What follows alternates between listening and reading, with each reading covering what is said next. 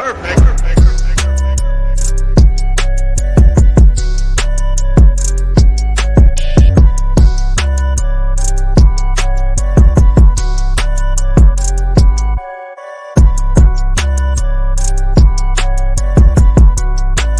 you like to support the Insiders? Pick up some merch now. Support us by getting a shirt, a hoodie, support Abby's window, get a Shenanigans shirt, whatever you'd like. Pick up some merch now. Insiders Pro Wrestling. The link is at the end of the video.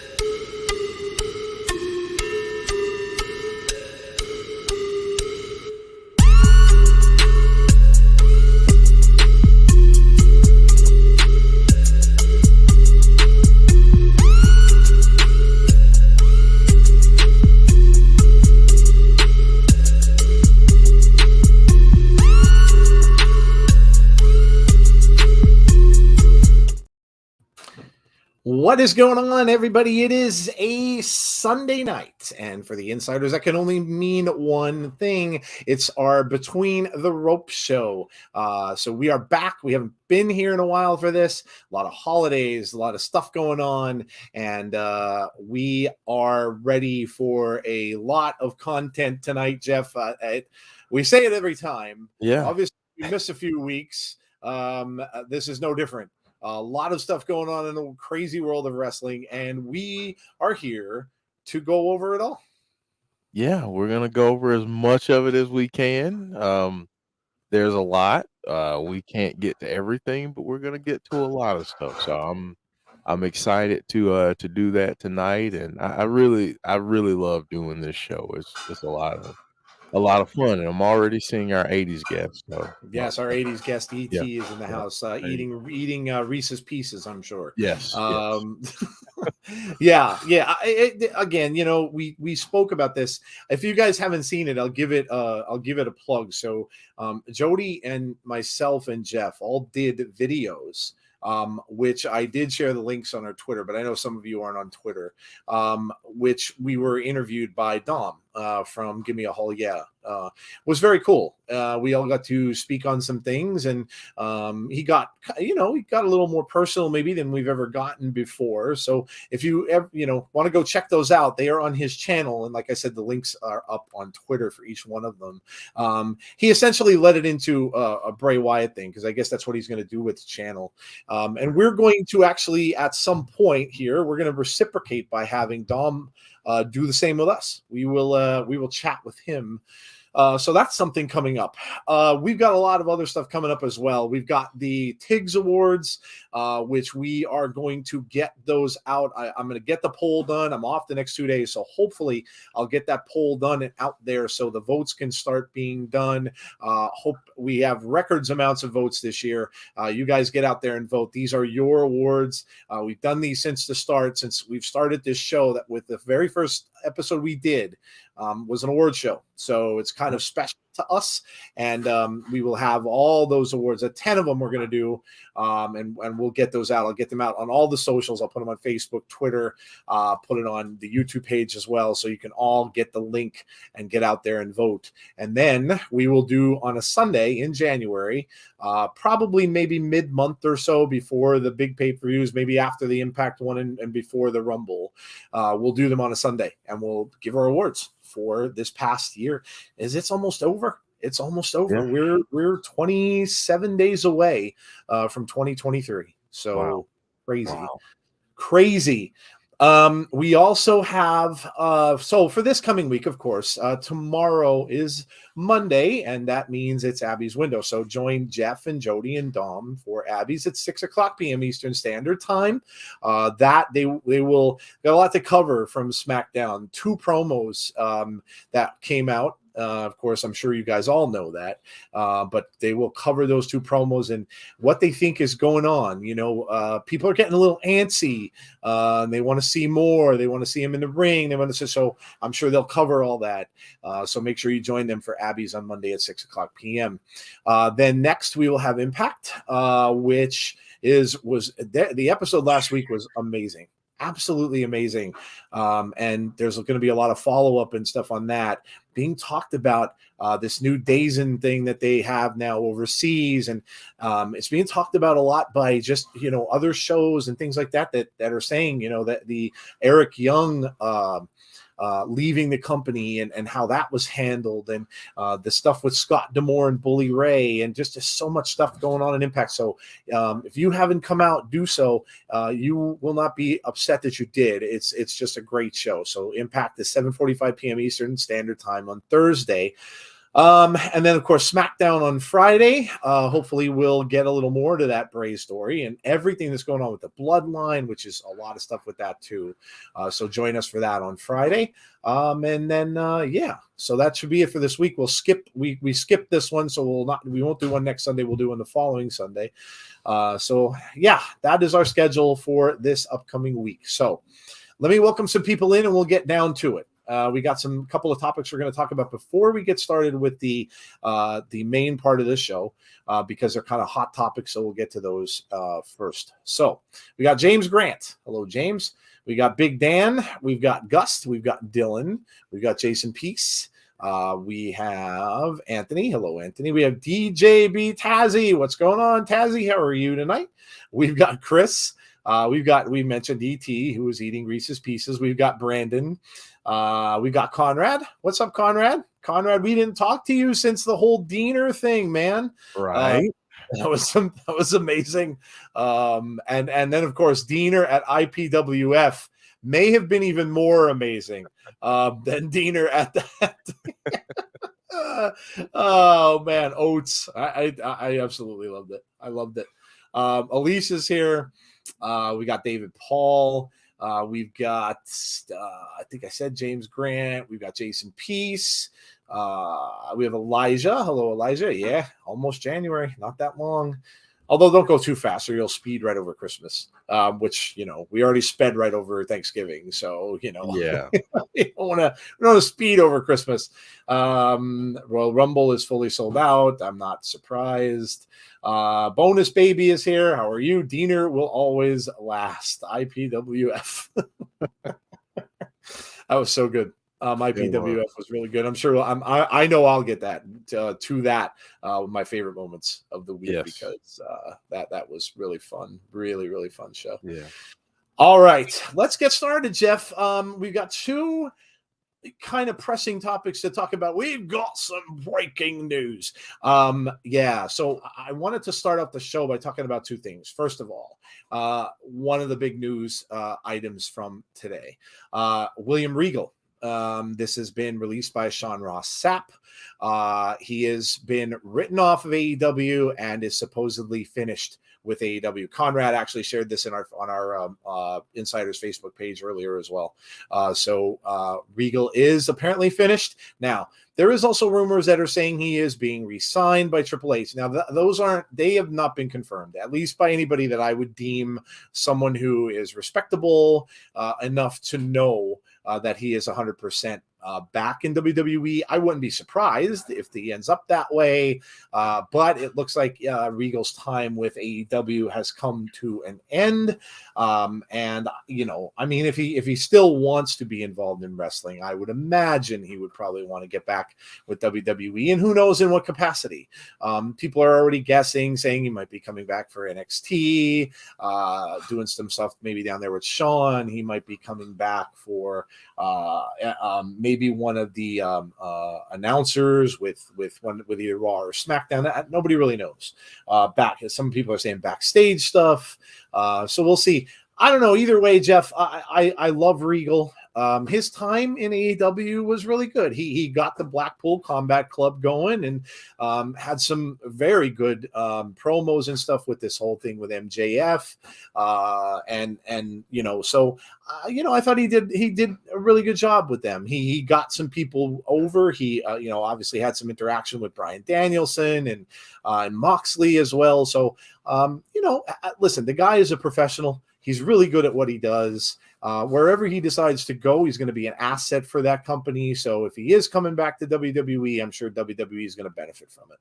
Yeah, I mean, any company at this point that has him there is going to benefit from it. He's a tremendous wrestling mind, and I think that it's interesting the timing of everything, and I was kind of wondering when his contract was up with them, and now we there are reports out there that it is, and that he's possibly going back to WWE. We'll see what happens, but Yep. yeah, I mean, he's an asset, and I enjoy what he did there in AEW. From a selfish standpoint and from a business standpoint, I wish he would have had more of a role in terms of backstage personnel matters, talent, relations, that kind of thing. But things happen the way they happen, and wherever he ends up next will be they'll be rewarded because he's awesome. Yeah, absolutely. And some are even saying that. And again, a lot of this is rumor. But some people are Yeah. also even saying he had a clause in a contract that said if Triple H, this sounds a little silly to me, but they were saying as if Triple H or someone maybe it was worded about if someone else took over the company, he could get out of his contract. In which case, I don't know that I would have signed that, because it would almost seem to me like he knew ahead of time that was the case, almost kind of future proofing. So I don't know. Like I said, there are so many rumors, and that's what a lot of this stuff is, backstage business and contract business. A lot of it is just assumption. But either way, his time with AEW is finished. And he's moving on. I'm beginning to worry about AEW. If people are willing to leave like this, I'm an AEW fan, but since May, it's been crazy. Look, now that the stuff with Triple H, and it's good because we like to segue here, and we've got a segue to a topic that we're going to get to in our Sell or No Sell segment about WWE and bringing people in. Because it can't be forgotten that we spoke about, and Jeff and I say this all the time, we're fair to everyone. We don't dislike any wrestling. Wrestling is wrestling. You're a fan of what you are, and you like what you like. And there's things I like about both shows. There's things I like about Impact and WWE and AEW, different things that they do that I like about each one. And there's things I dislike too. That's just how it really should be. You're never going to have anything that's going to be perfect. But that's why I thought we should talk about that, because we did, to be fair, talk a lot about that with AEW when AEW was bringing a lot of people in. And now it's kind of reversed. So we'll see, but we'll get to that. So that's coming up. All right. The other thing that I wanted to talk about as well that's in the news, of course, is The Rock. This was released a few days ago, broke out saying that The Rock is indeed going to show up at this year's Royal Rumble. Now, not really a shocker, I guess, because we did hear that they wanted initially The Rock to face Roman at WrestleMania in Hollywood. So, not really a surprise there that, it is coming out. However, the reaction kind of was a little surprising to me. A lot of fans that I saw on the socials and things weren't really happy about this, saying that he's not going to earn his spot, and he now he's going to come out there and he's going to win this Rumble, and he didn't really earn it. He didn't really. He's just going to walk in. He's just going to win it. And I just wanted to bring this up because it's an interesting discussion. And Jeff and I can have a little back and forth on this because it really is interesting. There are two sides to this coin. Now, what I would say to the people who say that is this has been done before. This isn't something new. We've seen Brock Lesnar come in, right? He's a part-time guy, comes in and he wins a Rumble and he gets a title shot. This is how they've done things before. So it's really no surprise. The other thing is that it's The Rock. So no matter what, this is going to sell. This is going to sell tickets. This is going to bring people in. This is the guy who is the most popular actor on the planet right now, along with his history in pro wrestling. On the other hand, sure, is there some truth to that where other people would think that the other wrestlers kind of maybe will make things a little boring because if they know that he's going to win, well, then you're kind of watching the other stuff hoping that somebody else will win, but then obviously if The Rock's going to win it, I don't know. It's something that it's a good back and forth. And then people are going to start the discussion about, well, what about the titles? It can't be for a title. It just wouldn't make any sense. If he still has the titles, then they'd have to make it some sort of weird stipulation that's just for the title of tribal chief and not his titles, or you have him lose. And then some people are saying, well, maybe he'll wrestle twice. Maybe he'll wrestle on night one of WrestleMania and he'll lose the titles in that. And then the next night will be the match with The Rock. But I don't know. I don't see it. One person made, and I'll get it to you, Jeff. There's a comment made on Busted Open. This was interesting. Tommy Dreamer from Impact came up with this. And Tommy had said, what if Cody wins? What if Cody is let's say they're having a match, right? Let's say it's Cody and Roman. And what if The Rock comes out and during the match, let's say he was saying that the bloodline would be beating up on Cody, right? It's kind of cheating, helping Roman win. All of a sudden the Rock's music hits. Rock comes down, the fans are going crazy, right? Rock comes down, gets in the ring. You think he's going to go ballistic and turn on, and take out the bloodline. And what if he turns around and Rock bottoms Cody and then just turns around and hands it over to Roman and says, here you go. And lets Roman pin Cody Rhodes. And then just kind of, bows to him, takes a knee, and then he walks right back out. I'm like, damn, dude, like that's some booking. Like that would get him there, right? That would get him there, but he wouldn't have a match. So, but he would help Roman. He would assist Roman and help him win, which that would be an insane thing. But go ahead, Jeff. What do you think of all this? I mean, obviously he's such a huge star that they get him at WrestleMania, and he's going to put butts in seats.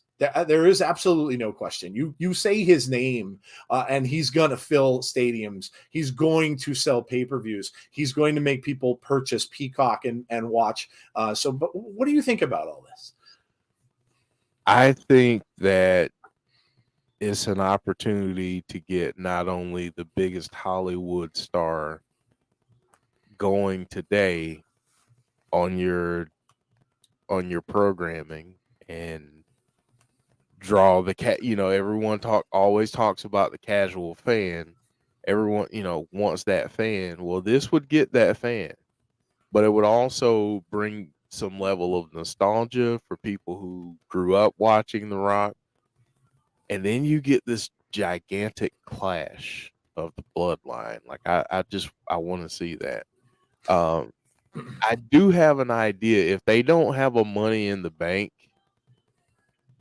if they don't have that as a separate pay-per-view. I'm still calling it a pay-per-view, by the way. Yeah. PPE, Um, whatever yeah, yeah, it's weird. um, if they didn't have that and they had the Money in the Bank match at Mania, and Mm, you had that match mm, with Roman and The Rock, and The Rock beats him, and then let's say Cody ends up winning Money in the Bank and he cashes in the same night or the next night mm, and pins The Rock, mm. how would folks take that? But honestly, when it comes down to it, if they're gonna put him in the Rumble, if he somehow ends up winning it, I don't think they'll just have him come in there and just destroy everyone. I think, things will happen that will aid in his winning. So I don't mind it. I get it. I'd be fine with it. It's no different than seeing Stone Cold Steve Austin absolutely own the night for WrestleMania this past year. So I think I'd love to see it and get that WrestleMania encounter that we've been wanting. Yeah. Yeah. Any way that they would do it, like you were saying, I agree. I don't think that anyone's going to be upset about it. Right. The people that are nitpicking are probably the same people that nitpick everything anyway. But yeah, however it's going to play out. I mean, some even are saying that maybe this whole thing that's going on with Solo Sikoa is going to lead to that story, because maybe Solo is going to be on the side of The Rock Mhm. with all of this. So that's another interesting thing that could be going on too. But I thought it's a big story. It's huge news. However, it's going to be, and the fact that the one other thing everybody needs to keep in mind too is the last time The Rock wrestled, he got injured.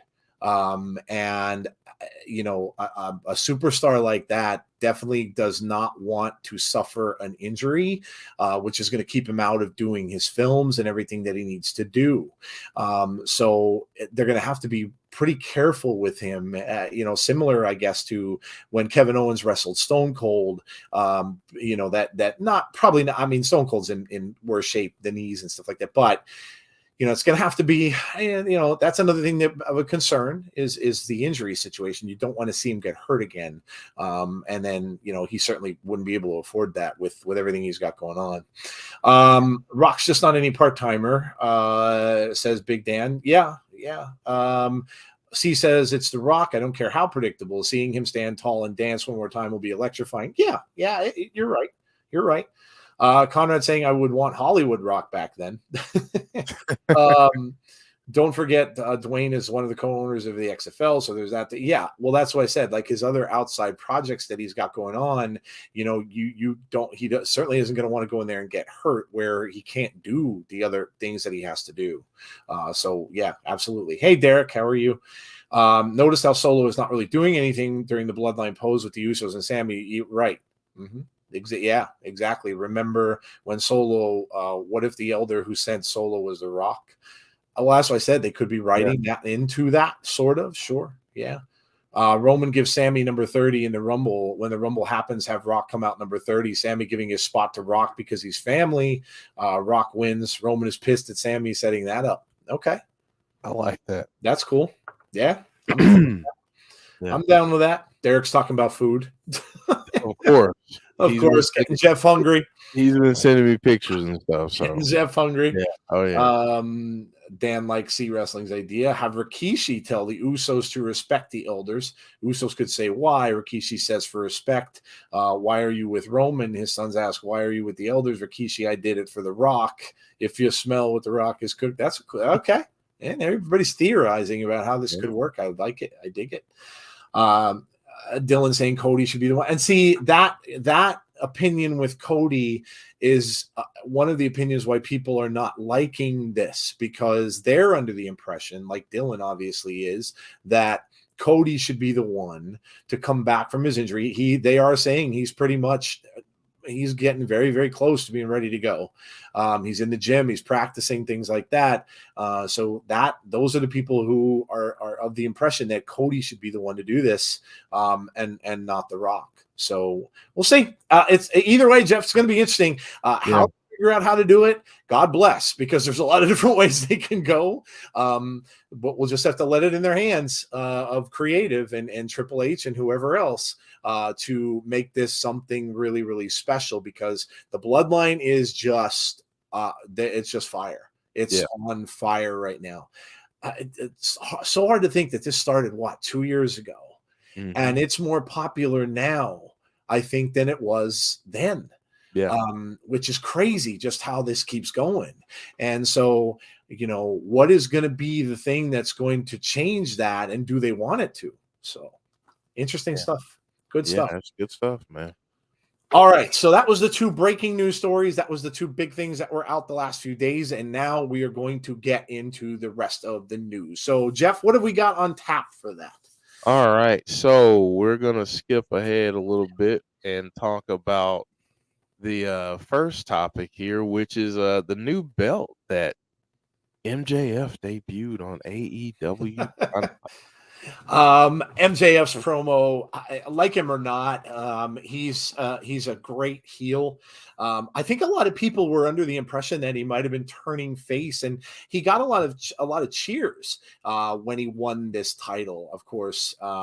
And yes, there are so many people that love Moxley, but he was starting to get some cheers out there, and now obviously he turned that around in a big way. Started insulting the crowd, started getting on the crowd and things like that, and then of course the end of it we just saw with the brass knuckles and how he hit Steven Regal in the neck, and that's kind of how they're writing off Regal, or William Regal, I'm sorry, how they kind of wrote him off. So he's back to being a full-fledged heel, which that's what he's good at, and of course he had to have his own title.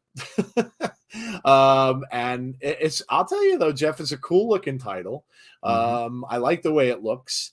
And he's a huge personality. I would assume he's going to be a big part of what they're going to do going forward.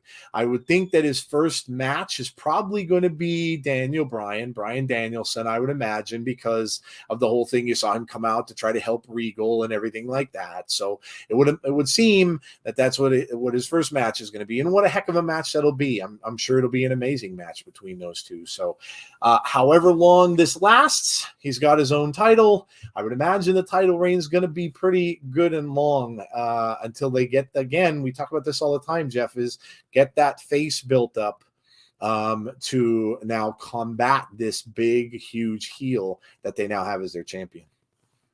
And to be really honest with you, even when they build that face up, I don't know that people will want to see the heel drop the belt, because I think he'll be that dynamic as a champion. And this is perfect, because honestly, he's the future of the business. He's the next generation, and what he's been doing in his career, it's just been fantastic to watch. And he's an old school guy. He's young, but he's got the old school business mentality. So I love it. So yeah, I'm glad to see that he has his own title. It was awesome to see him back this week. So yeah, I'm looking forward to seeing what's next for this guy, because I too think he's gonna have a long run as champion. Yep. Yeah, I would think so too. And like we said, who is going to be groomed? Who's going to come after him? They do have, obviously, Ricky Starks. Ricky Starks put out a challenge for him as well. So they're going to have a bunch of people lined up that they're going to want to throw at him. And but yeah, I would imagine he's going to have that title for a good long time. So, all right, what's next? Got another return on AEW, Hangman Adam Page.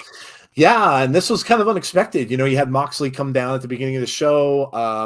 Looked like he was, really good and upset and everything like that. And from the whole thing with Regal, and just kind of coming out there and kind of spouting off a little bit, and then all of a sudden, here comes Hangman Adam Page returning. So another return for them, and this should be an interesting feud between two pretty beloved characters in AEW.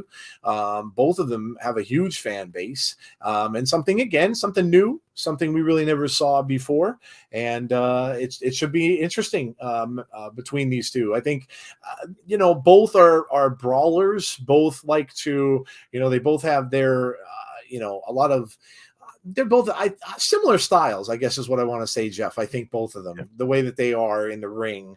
And I don't know, maybe this would call for one of those crazy stipulation matches that AEW likes to have every now and then. You could kind of maybe see something like that going on. But I don't know. Both of these guys are really good. Moxley, I think, a little bit better on the microphone than Hangman, but Hangman can hold his own. And we'll see if the people it's going to be hard, I think, for people to get behind Hangman Adam Page, and because they're such big fans of Moxley. So I don't know, maybe they'll have him act a little more the heel in this. We'll have to see. But either way, interesting to see what's going on, and I would imagine this will go maybe to the next pay-per-view as well for them. Yeah, I think this will be something that goes on for quite a bit. And I'm excited to see Hangman Adam Page back. I think with the match with MJF, we were starting to see some kind of heelish behavior from Mox. So I think that's probably the direction that they go, making him more of a heel. But we'll see. I like it. I think I like this. Two guys that I'm pretty sure, like you said, at some point we're going to end up in some type of stipulation where they just beat the crap out of each other. Yep. Yeah, it would seem like that's the way to go. I mean, that's pretty Yeah. much what these two guys do. So I would think you're right. Yeah, absolutely. So a lot of a lot of things going on in AEW. They're switching some things up. They're changing some things around, different storylines, new champions. So I watched the whole show last week, and it just seemed like that it was kind of a turning point for them. A lot of things happening and a lot of things going on with them. So those fans of AEW, got to keep watching now, because things are happening. The wheels are turning on AEW toward next year and toward what they want to do. Yeah. Conrad says, I could see Hangman and an elite heel turn too. They feel flat to me, says Conrad. AEW needs to have them do a punch your card match. Not been done since 1983. We just saw one of those, I think. Yeah. Probably the last time that he's referring to. That's yes. Yes, he is. That's hilarious. Speaking of new belts, I see Josh, Jordan, Heath, and Rhino got shiny new Impact belts. Was hoping for some redesigns maybe next time. I could see the Texas Death Match being utilized in Page versus Moxley Throwdown. Yeah, that could be something they might want to look at. Let's see. AW, Jeff Jarrett. The direction Moxley needs to go is Cancun. He needs a vacation. Oh, man. All right, moving on. What do we got next? Well, we talked about these guys a little bit earlier, but is everything good with the bloodline? Are we starting to see a little bit of a friction in the group? It would seem so, right? But the friction isn't coming from the person that I thought. Now, the thing is, we know the thing with Jey Uso, and we know that he wasn't happy with Sammy, but it seemed like they got past their differences from Survivor Series. They gave each other a hug and stuff like that. But you always have to wonder, is it like Jeff said, is it really all going well with them? Now we're kind of seeing a little bit of friction with Solo, and so you're starting to see some small cracks, right? James Grant just said, seeing some little cracks starting to develop. They've really brought Sammy into the fold, but now, what's going to happen?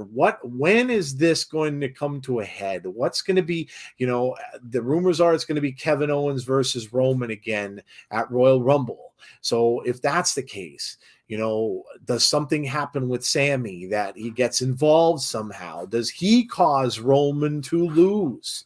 Which would definitely open up a whole fissure in that whole thing. I don't know. But this is, like I said earlier, it's amazing how good this story still is. And Jeff, it's amazing to me still how the injection of Sami Zayn in all of this, which we did not see from the start. This was just the family. And now this whole injection of Sami Zayn has given it new life. Man. Obviously have to be biased because we're Bray Wyatt fans. Yes. So, you know, a lot of people would say that the Braid storyline is the best thing going right now.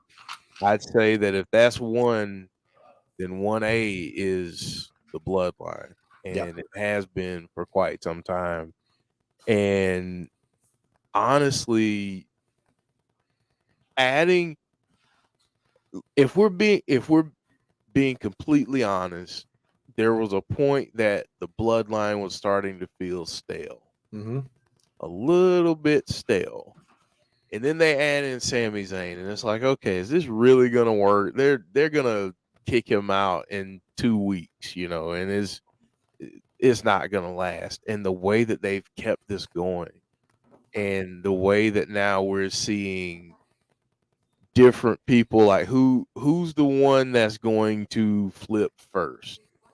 And for a while we thought it was Jay, and now Solo not really participating in stuff in celebrations and kind of standing off to the side and being very distant. Does he have something to do with a potential split of this group? I mean, it's soap opera. It's I mean, it's theater playing out right in front of us, and it's so well done by all of the people involved. So, shouts out to them because this is one of the best storylines that wrestling has had in quite some time. Yeah, without a doubt. It's going to be one of our poll question or our vote questions for the year, best Mhm. storyline of the year. And like Jeff said, I know we have so many Bray Wyatt fans that are in our community that a lot of people are certainly going to, I'm sure, vote for Bray and what he's doing. But man, this has been just like over and over. And how many times have we seen a storyline last for as long as this has and not just get boring and not have people want to move on from it? Right, You don't see it happen much. You really right. don't. And so kudos to them and whoever is doing it, whoever is behind it, whether it's a little bit of Paul Heyman, whether it's working, it could be all of them. Could be Roman himself. It could be parts of Sammy. They could all be getting involved with this, but whatever it is, it's absolutely working, and they're selling merch. Tons and tons of Yeah, merch, bloodline merch, Uzi shirts, all that kind of stuff. They are just doing a fantastic job with all of this. So, but it's great. It's absolutely great. yeah. So, And think uh, and think to this too. I know in the beginning, especially when we saw this whole change with Roman and he ended up getting the belts, a lot of us were worried that that was going to get stale yep, and that people wouldn't be okay with someone having the belts for a year or 2 years and over that now, as we've seen. And because of how this continues to evolve and they add new layers to it every week, I don't even think that's as much of a worry anymore. The story is, when is he going to lose it? How is he going to lose it? yep, But at least people are going along for the ride right now. yeah, absolutely. Let's see. What if Solo was sent by The Rock? Yeah, Deanna, that's something that's starting to get some smoke behind it out there. So if the rumor of Sammy versus Roman at Elimination Chamber is true, then most likely the true breakup begins at Royal Rumble. Hey, Deanna, hello. If Eric comes to WWE, do you think he will start a faction with Sammy and Kevin? TurboCast, hello, TurboCast. How long before Bray meets the Bloodline? That's a good question. I don't know. I don't know. To be honest, I think, in my opinion, I think they may keep him away from that for a while. They may keep him away from that for a while because right now Bray is their top merch seller. Roman and the Bloodline probably are a close second. So a lot of times you don't want to have one meet two right away, because then where do you go? So I think they'll probably hold off on that for a little bit. We had some good stories in the beginning of the year too, says Conrad. Need For to have sure. longer stories in wrestling, says Jeremy. Well, you know what, Jeremy? Listen, we would be all for that. And I think, we've said that many times on our show. We'd be all for that. So hopefully they do. I don't know, though. There are just a lot of people that love quick answers to everything. So there's the reverse side of that, too. Usi gone wild. All right. What's next, Jeff? All right. So the World Cup champion was crowned on Friday, and that happened to be Ricochet.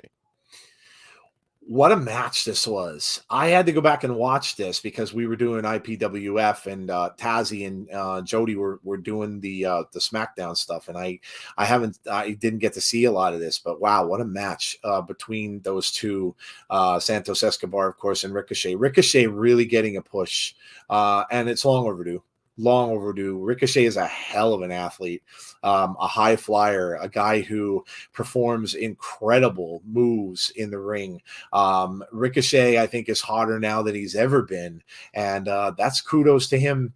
He stayed the course. A lot of kids, but he was one of those people that they use the B word for, and I'm not even going to say it over and over again. Oh, he's on main event. Oh, so look.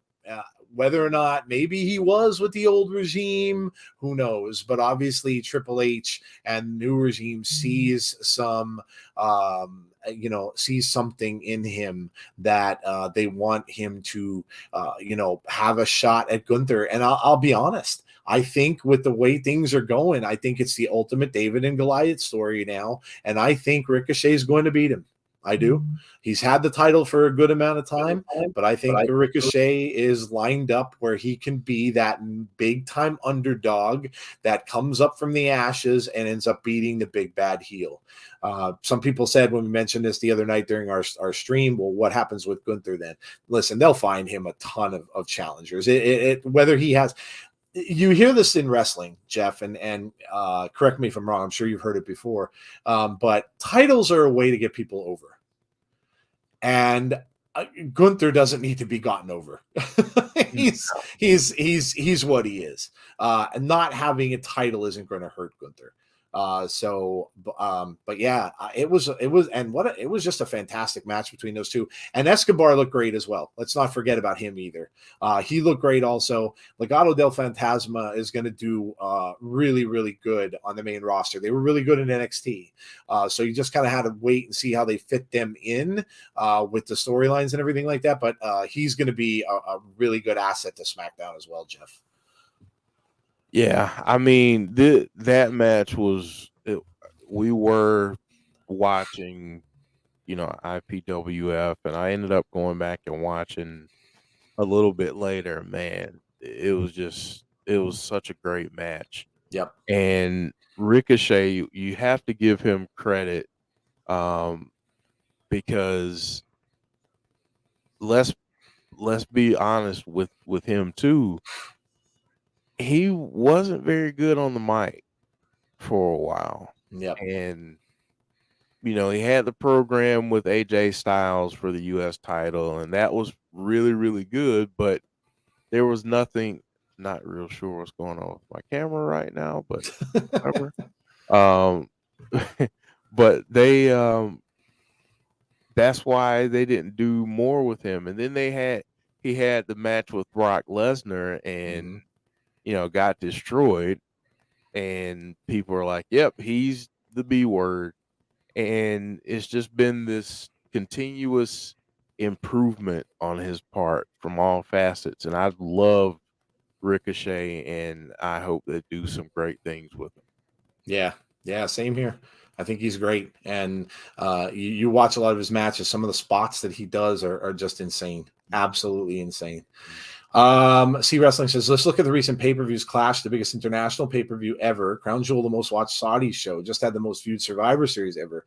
What they are doing is super successful. Yeah, they are. And some people are saying that this past week's Monday Night Raw was the best Raw that they've had in years. People are saying that was the best Raw that they've seen in a long, long time. So yeah, whatever they're doing it well. So yeah, absolutely. Good win for Ricochet. I think he'll be beat Gunther thanks to help from Braun. Maybe. It would make him, I don't know that. Maybe he'll interfere a little bit and maybe help him with the other two members out there. That could be something that he might do. I don't know that he would help him win the actual match. That would make him look a little weaker. But yeah, maybe could be something like that. And then maybe you have the whole thing with Braun and Gunther. Sure. Yeah. An easy way to start that feud up. Yeah. I hope Escobar gets a good run with a title at some point. Says Barry Monkey. I'm 100% liking all the booking and recent moves Triple H has done. This making WWE so much more fun to watch. Is it bad? I was still on Sheamus to beat Gunther. I could see Gunther going to the main event, to be fair. Sheamus is having an amazing year. Whew. Amazing year. You can't discount what Sheamus is doing. The fans are behind him. He is absolutely. This has got to be one of the better years that we have seen from Sheamus in recent memory.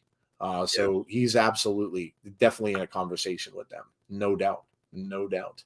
I hope they make the IC title mean something again. I do like how the US title has more meaning and prestige. Still don't like Zelina with Legado. Elektra Lopez had such a presence.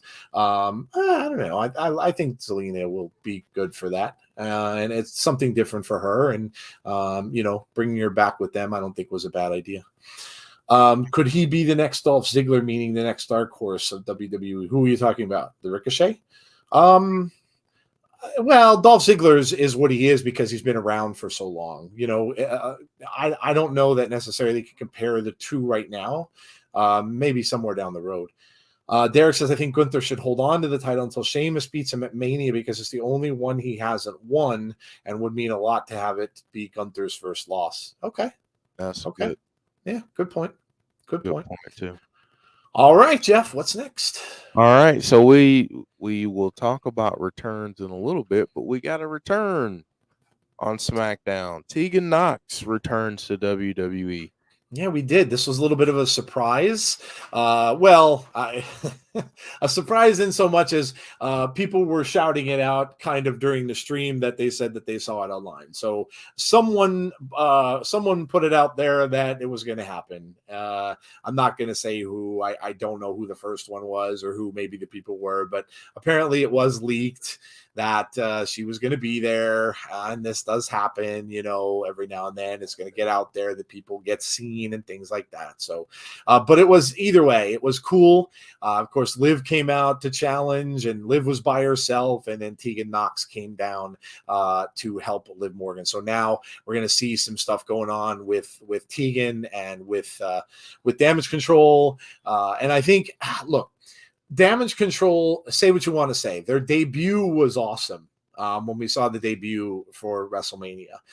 But since then, other than the stuff with Bayley, they haven't been super over with the fans, especially. The fans haven't been really on board necessarily with them so much. So I think they needed something. And I think that this feud with Tegan involved, I think, will be a good springboard for that. I think they just needed a little something to light a fire under them a little bit so that the fans would get a little bit more behind it.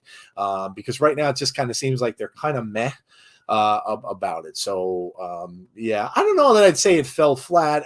I just think that it they didn't have an interesting enough feud going on or interesting enough things happening with feuds and stuff that they were trying to do. They got in that whole 3 versus 3 thing, and I think that so I wouldn't say it fell flat yet. But I think that this will inject some new life into that whole thing with Damage Control, Jeff. Yeah, and I think with Damage Control, I think if I had to be critical of some of the decisions that Triple H has made in this regime, I would say that Damage Control would be one of the mistakes, because we wanted to love them the way that they debuted at SummerSlam was great, but then we got the up and down booking. You know, Right. we got them winning the titles and losing, and yeah, and it's just it got a little too convoluted. So I think it confused some people. It was like, okay, well, I was on board for this before, and now I don't know. Uh, Tegan Knox being added back into this is great. I'm interested to see who else joins along, but I think it'll be great, and I'm glad to have her back. It's good to see her back. Yeah, yeah, absolutely. She was a name that was out there when Yeah. all the returns started happening. As to people were just saying as to when they thought it would happen. So it was kind of a surprise on when they did it. You know, a lot of times people are always expecting things happen at big pay per views, so like Survivor Series and stuff like that. But it was just a random Monday night or a Friday night SmackDown. And so yeah, it was a cool return. Glad to see her back. She's awesome. And I think it will help out this whole thing with damage control as well. So cool. What's next? All right. Next, we have Triple H. He discussed it. He discussed some changes to the PLEs. Oh my gosh, a long time coming. A long time coming. Yeah, I love this. I read this interview and I mentioned it on our Impact stream. I actually, yeah, but was it before the Impact stream? It might have been during Fridays. I don't remember. But I love his I love how he pointed this out. And he talked about classic wrestling, right? And when two wrestlers would kind of get into a feud, and then one of the wrestlers would say, I challenge you to a match at Hell in a Cell. And they would kind of say it something like that, right? And then he said, well, I don't think I've ever heard, or I don't think you can really picture, you guys, he was talking to media, said, I don't think you guys can really picture a wrestler coming out to another wrestler and saying, I challenge you to a match at Elimination Chamber. And so it's a great point. You know, I think he's out to try to make. Now I don't know if they're going to get rid of a whole ton of them. We had said many times that they should maybe lower the amount of pay-per-views that they do, and it doesn't necessarily have to be one every month. I don't know that they'll do that.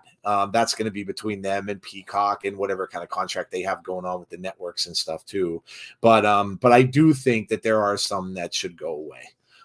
Elimination Chamber, to me, honestly, too, would be one of them. It's a very gimmicky thing. It came from WCW. They continued it. It's in a weird time too because it's right between the Rumble and Mania, and I don't know. It just really never felt like it had much meaning or much necessity.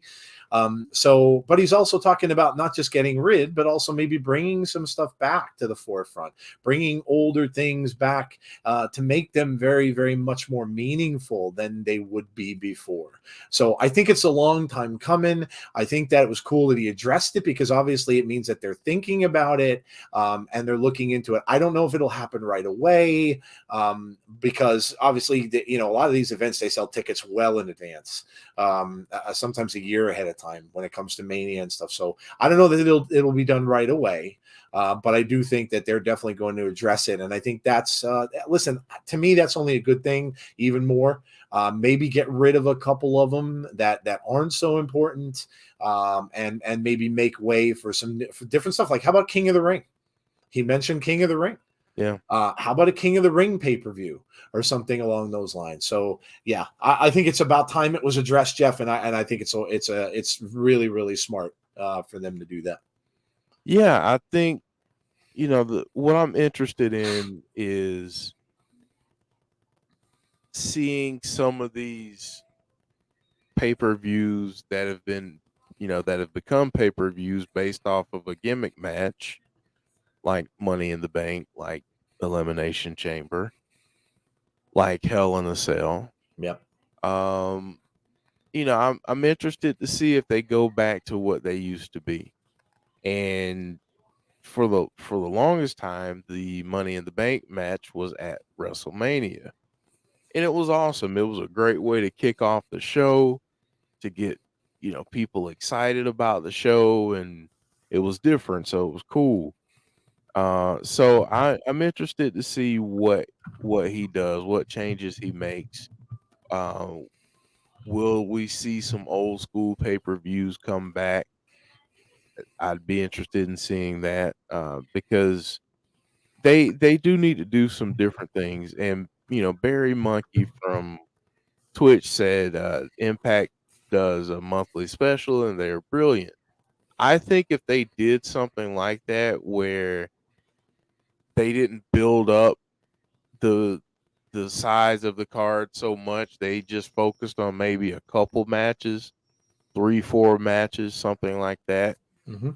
It'd be cool to see them to go in that direction if they still had to provide the content. But I think I, I think they do need to make changes. I think this is a perfect time to do it too.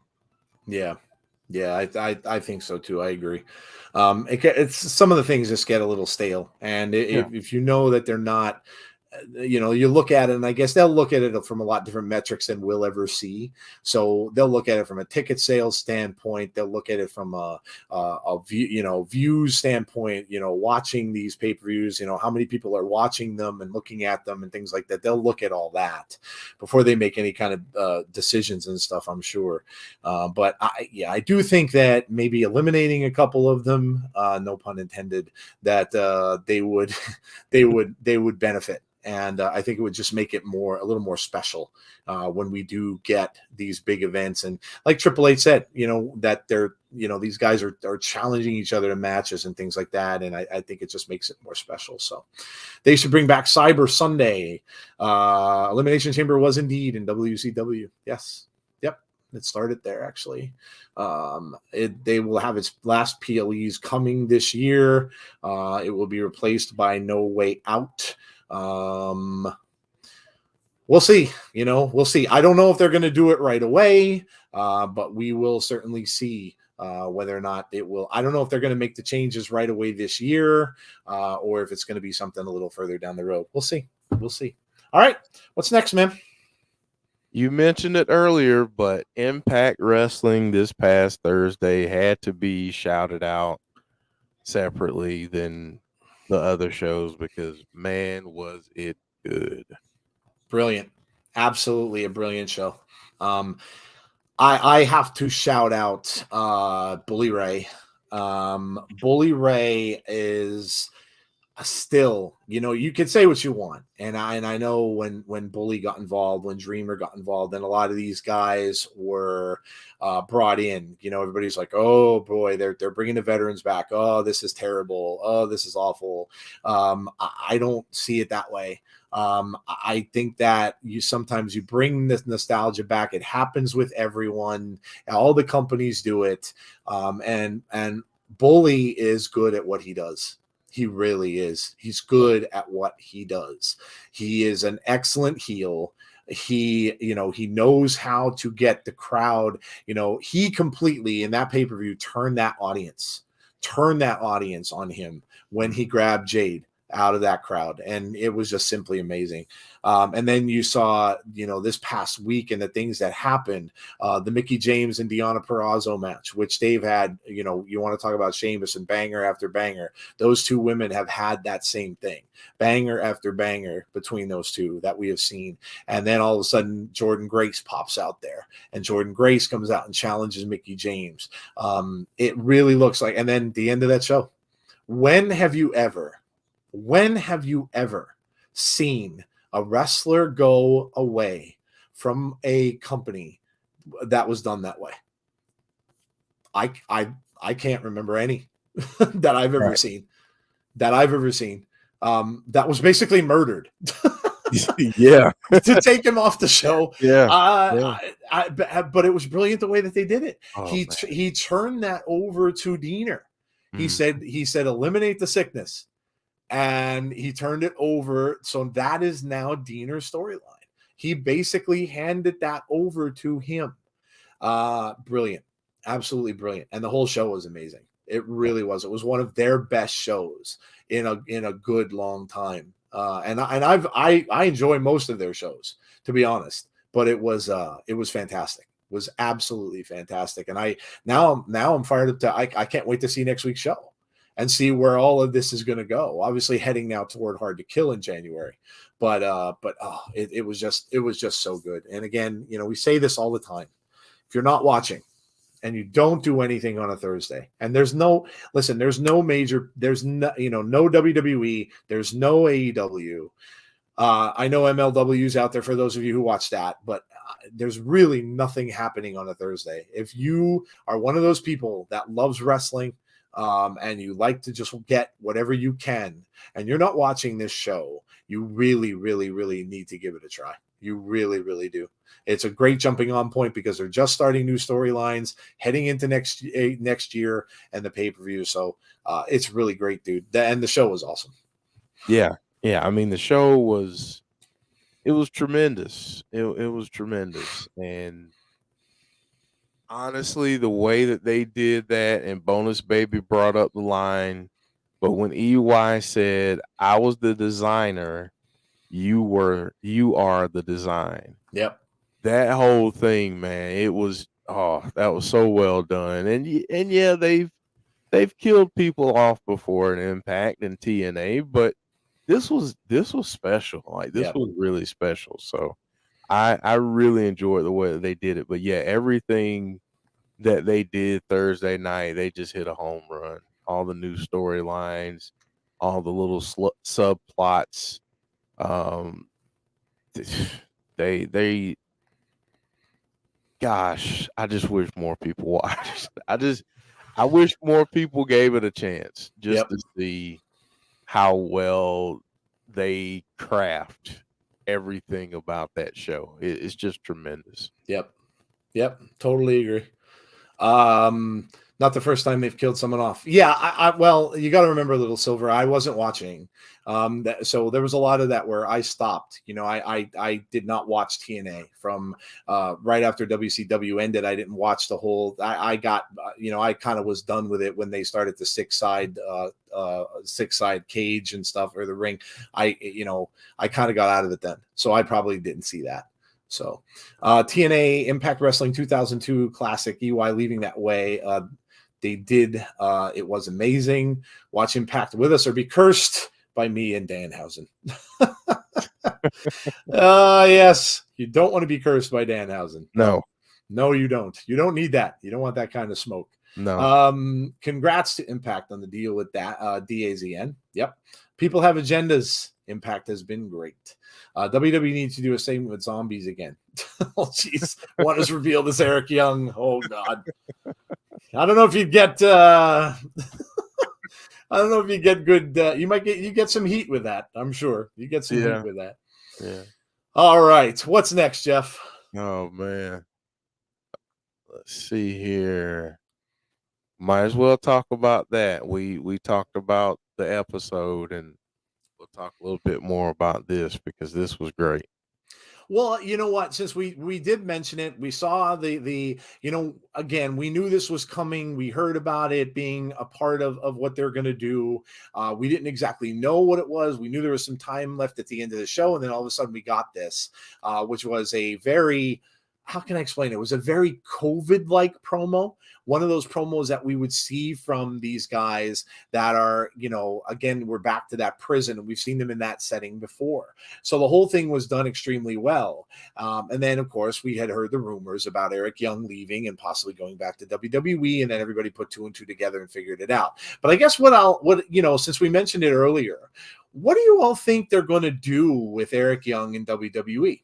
What do you all think they're going to do? He's not a young guy, right? So he's certainly not old by any means. He's a little bit older than Finn Balor, I believe. So what do you all think that they're going to do? I know some of you said that a faction again with Nikki Cross and people other and others what do you think that he's going to do, Jeff? Do you think he'd be best suited to maybe help them a little bit backstage with things, with the wrestlers, with the new people that are there? Do you think it would be best to see him in a ring right away and competing? Would it be in a faction, or do you think it'd be best to just come back and compete just as himself. Obviously, we saw what he can do, and I'm sure Triple H saw what he could do in Impact Wrestling when he was a champion there. So, I mean, what do you think? What do you think is the best way to go about using Eric Young back in WWE? I think you use him in a hybrid role. Okay. I think you have him do some on-screen stuff. I know a lot of people are talking about Sanity. Yeah. Again, Sanity. putting him back with Nikki Cross and bringing in the group again. I would love to see that. But I'd like to see him do some stuff backstage. Again, there goes my camera. Not sure what's going on with it. I apologize. No, good. We can't tell. I can't tell anything's going Okay. on. Yeah, Well, you're good. okay, good. So, but yeah, I would love to see him back. Um, in that capacity. But I'd love to see him do some stuff backstage and work with some of the younger talent, and because what he did from the time that he got back to Impact to last Thursday was just tremendous. I mean, from start to finish, it was just great. And it's not like he wasn't doing that before, but he just took it to another level. So I think it'll be interesting to see what they do with him. But I'd love to see him have some backstage influence too. Yeah, yeah, yeah, absolutely. Will Diener be able to step up and fill the hole? EY will leave big shoes to fill. Sanity Yes, is coming you back will. to WWE. I'm sorry, Jeff. Go ahead. What? No, I'm answering that question. Yes, Diener, the way that they positioned Diener through that promo, through that video package, I think he's the guy to run with the ball with that. So I think Yeah, you're going to see a lot out of him that you probably didn't anticipate before. yeah. I think he could do it. Mhm. I think he could do it. And look, we talked about Eric Young being a mentor. I'm sure he was for him too. Yeah. And I'm sure during this time that he was there and he spent so much time with him, I'm sure he probably learned a good deal from him. So yeah, absolutely.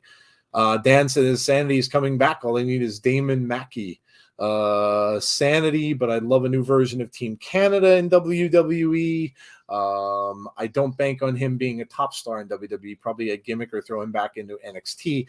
I don't know if they'd put him back to NXT, Little Silver. I don't know. I don't know.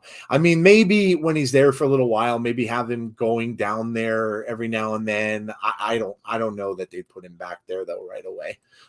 So put him back with Nikki Cross. And if Killian and Wolf come back, they can have a true representation of Sanity. When Eric is done, he could be a coach for young ones at PC. EY would be a great player, coach, agent. He's been opening match to a world champion of a brand. He can teach people how to play the roles that they have.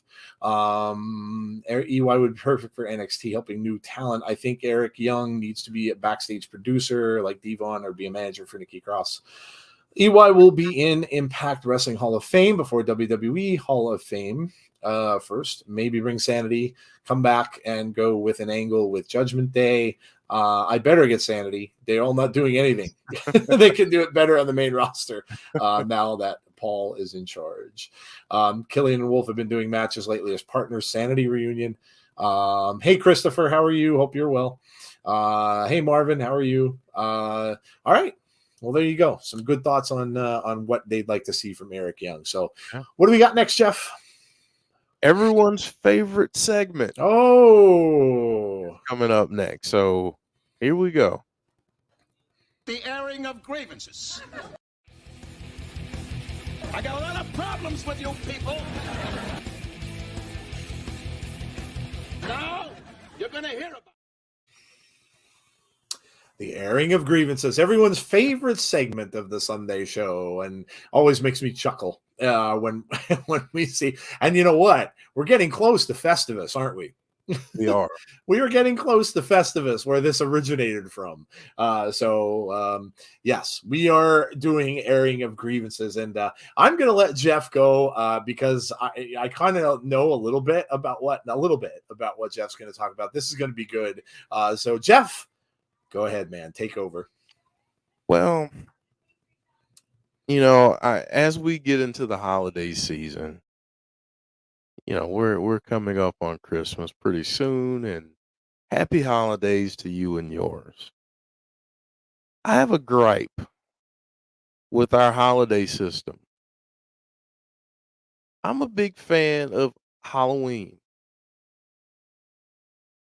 I go to stores. I like to get the Halloween candy and decorations and that kind of stuff. And what do I see? I see a Santa hat. I see some gift wrap for Christmas and all that stuff. And it's like, we're not even at Halloween yet. Give it a little bit of time. And then one of my favorite holidays, because I can stuff my face and not be judged that day, Thanksgiving.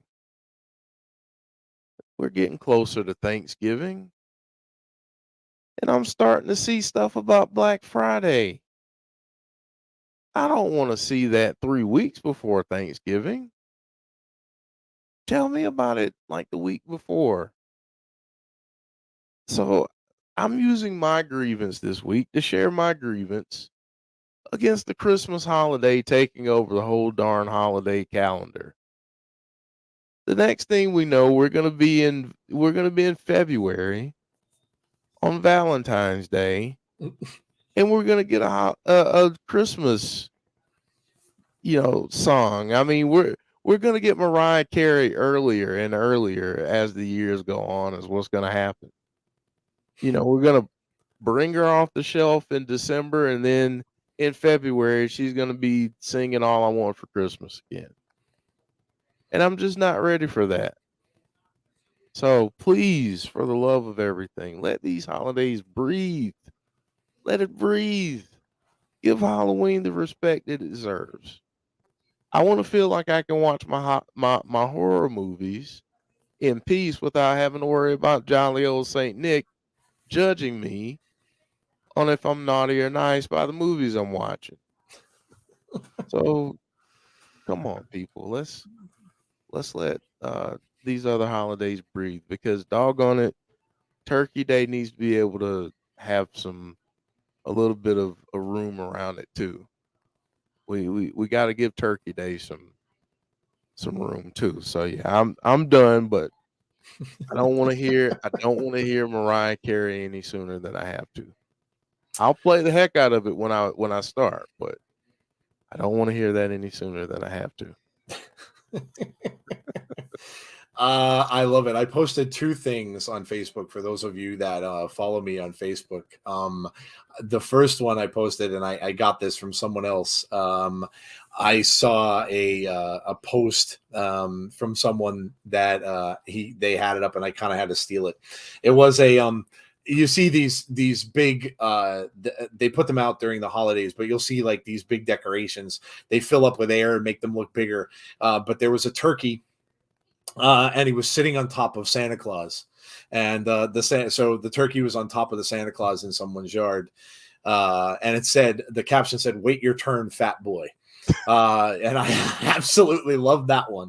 And then and then someone just put out one that I shared today, and it's a caption of Mariah Carey at the top singing "All I Want for Christmas," and then underneath her was The Rock saying, "It doesn't matter what you want for Christmas." And I'm like, that's brilliant. Absolutely brilliant. I shared both of them on Facebook today, and I thought they were both That's awesome. great.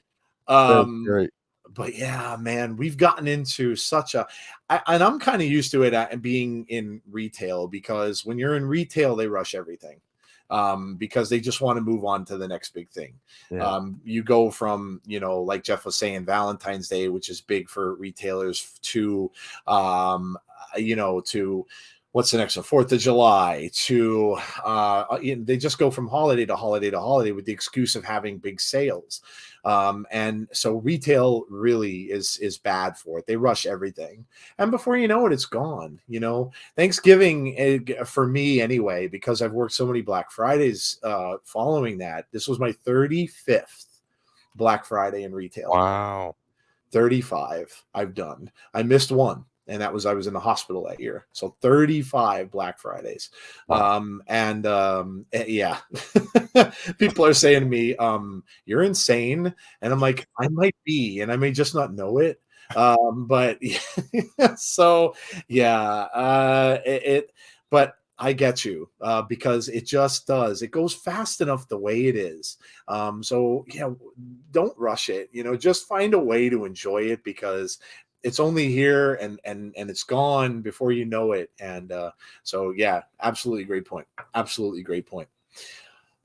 For me, 305 Black Fridays. They should give me a medal. They should, several, and a trophy, and more money.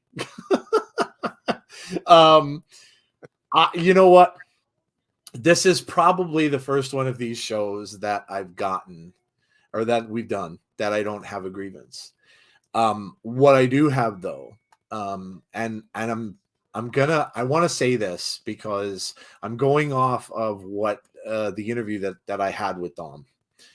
I want to say, because again, we just passed Thanksgiving, right? And Thanksgiving is a day of giving thanks. Hence the word Thanksgiving. And I kind of just want to do that.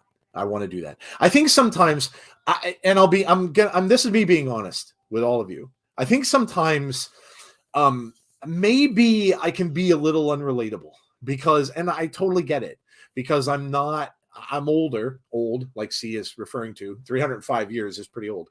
But I think sometimes it may be coming off to a lot of people who watch this show, and maybe not necessarily to so many people that are in the chat right now. You guys know me pretty well, but maybe to some other people that watch, maybe I can be a little bit relatable, because I'm that old guy, the Clint Eastwood personality that's kind of set in his ways. I kind of, that's kind of what I do. It was funny because I was joking around with some people that I worked with today, talking about music, and they mentioned a song to me, and I said, I don't know what that is. I don't know what that is. I said, I don't know anything past the 90s. And so that's just me. I am stuck in my ways. I just do that. And it's really weird, because it goes back to how I was with my mom and dad.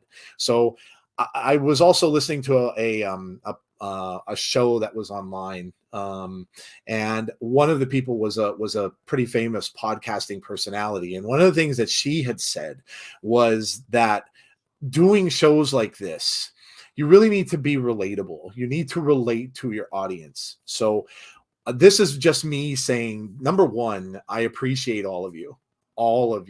Don't ever think I don't. I may be a little crabby sometimes, and that's probably because of the retail part of it.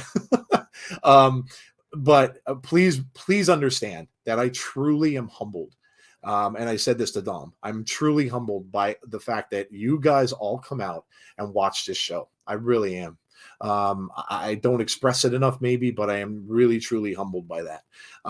And I do want you all to know that there is a lot of me that is, and if you listen to the interview that I did with Dom, maybe you would hear a little bit of that. But I do, a lot of me is a young kid at heart. I really am. I have a lot of, if you ever saw the inside of my computer room here, I have toys on all these shelves. So I try to stay young by doing all that kind of stuff. But I really and truly do appreciate all of you, and I'm thankful for all of you that watch this show, and obviously thankful to the family, to Jeff, who is my brother from another mother, to Jody, and everything that she does with us, and the things she does with Abby's, and I just saw her in the chat, and Tazzy, who comes out and does things for us. I mean, little slight example with that, that little double stream that we had the other night, Tazzy certainly didn't have to do that.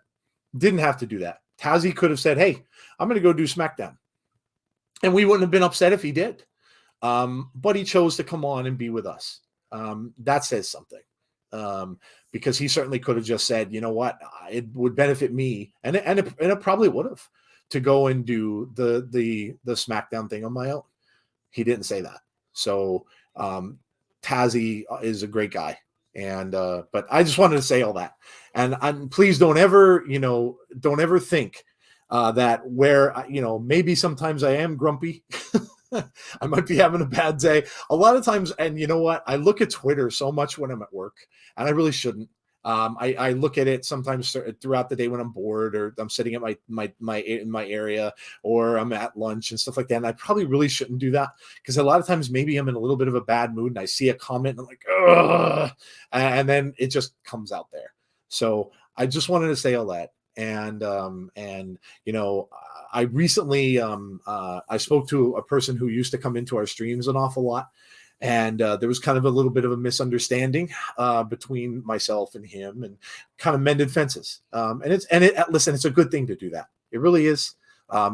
You know, I like to pretty much pride myself in the fact that I don't have people in my life that I don't speak to. There's one, and it was my ex-best man at my wedding, and I regret it. To this day, I regret it, and I really wish we could have. It was a really dumb misunderstanding. But anyway, no grievance tonight. Just being thankful. And I just wanted to express all that. By the way, go and listen to those videos. It's a really cool look at the inside of the insiders. Jeff's was amazing. Jeff really spoke from his heart. Really, really spoke from his heart. And that's not easy to do. I know that and Jody's was amazing as well. You could really see Jody's excitement and I think that's really what Dom wanted to capture was the excitement and the personality of everybody behind this show. So go watch them if you haven't. It's really, really cool. So yeah, I enjoy yours and Jody's, and yeah, I mean, I felt like I had to really. There's a lot of times we don't get a chance to get all of that out, so I wanted to do that, and you know, go give it a listen. We we love you guys, and we do. we thank you for all of the support, and yeah, I mean, this is awesome.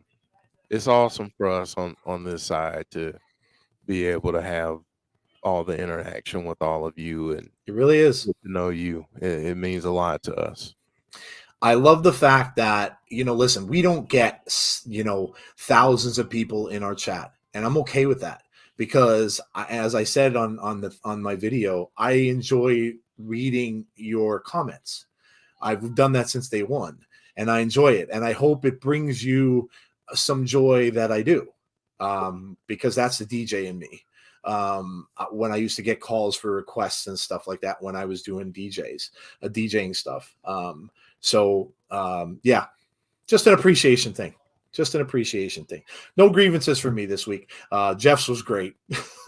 Don't rush the holidays.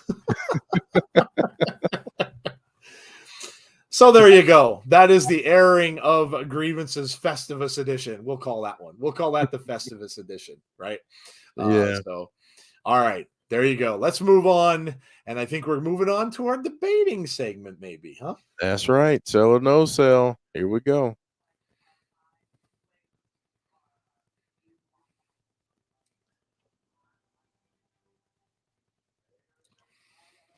There it is. Topic number 1. This is a good one. Play along, please, in the chat. Let us know what you think about this. Bringing back returning and new talent to WWE will be detrimental to the product. Will be detrimental to the product. Jeff, what say you? Man, this is a good debate topic, because I mean, you can argue it either way. I'm gonna say no sell. Okay. Because I don't think it'll be detrimental, because I think it's necessary for them to bring in the people that they've brought in, because they had lost so many people. Right. And you know, for the longest time, you know, there were people saying, well, how are they going to fill a show? I do think, like Bonus Baby brings up here, though, it has to be done with intention. It has to be done with a plan in place. And to be honest with you, I'm liking a lot of the things that Triple H does, so I trust him to have a plan for these people that he's bringing back. So I'm gonna no sell this one, Joe. What Okay. about you? Okay. I think the key word in that sentence is detrimental. I'm gonna say no. So no sell it as well, but I'm gonna say no sell it with a caveat. And the caveat to me is exactly what the people in the chat are saying. They got rid of the 24/7 stuff, right? Everybody was pretty happy about that. We don't want that. Okay. However, when you look back at the 24/7 stuff, that was being used where a lot of people were doing that kind of stuff, on a weekly basis because they weren't being seen on TV.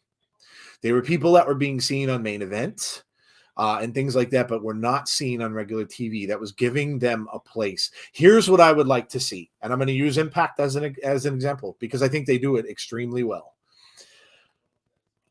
And I think that Triple H will recognize this too, because I just think that he's more in tune with this kind of stuff. Know what you've got. Use them for, making sure that you don't have room for everybody all the time. You have to go with what's hot. You have to go with the hot storylines. You can't, like I said, you don't have room for everybody, and they won't. There's only so much TV time they have, right? I'm not counting NXT. I'm looking at the 3 hours of Raw and the 2 hours of SmackDown. And of course the main event that the live audiences see, but again, that's not seen on TV. So 5 hours of TV time.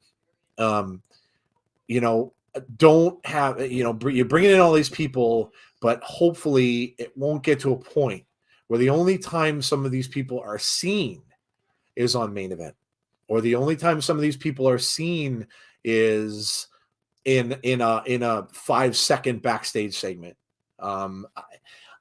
Know your talent, right? And because all these people have talents, know your talent.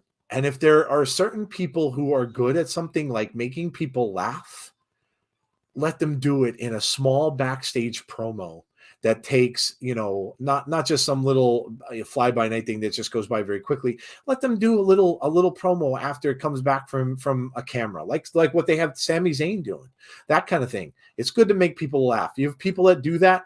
Bring something back. They're doing a little bit with Bradshaw now again, with the poker thing. Just something like that. How he's backstage playing poker. It's reminiscent of what the APA used to do. Have these people get them a role doing something. And as long as they do that, and I have faith that Triple H will do that. I do. I think that he is, listen, they may not sit there and watch Impact, but they've got people who are in the know about other companies and they're telling them what's going on. So they've got people with their eyes on other companies. So learn from that. Make it so that we do not get next year, maybe at this time, another big list of cuts. That's the last thing I want to see. Right. I don't want to see that happen again, where we start seeing names getting cut, this one, that. Sure, you're going to get one or two like we just did with NXT, right? But I don't want to see a big list of names going because they're just not being used. So I have faith in what he's doing. I love what he's doing. So far, there's no reason not to. So yes, I'm going to no sell it because I don't think it's detrimental. But again, just has to come with a small little warning.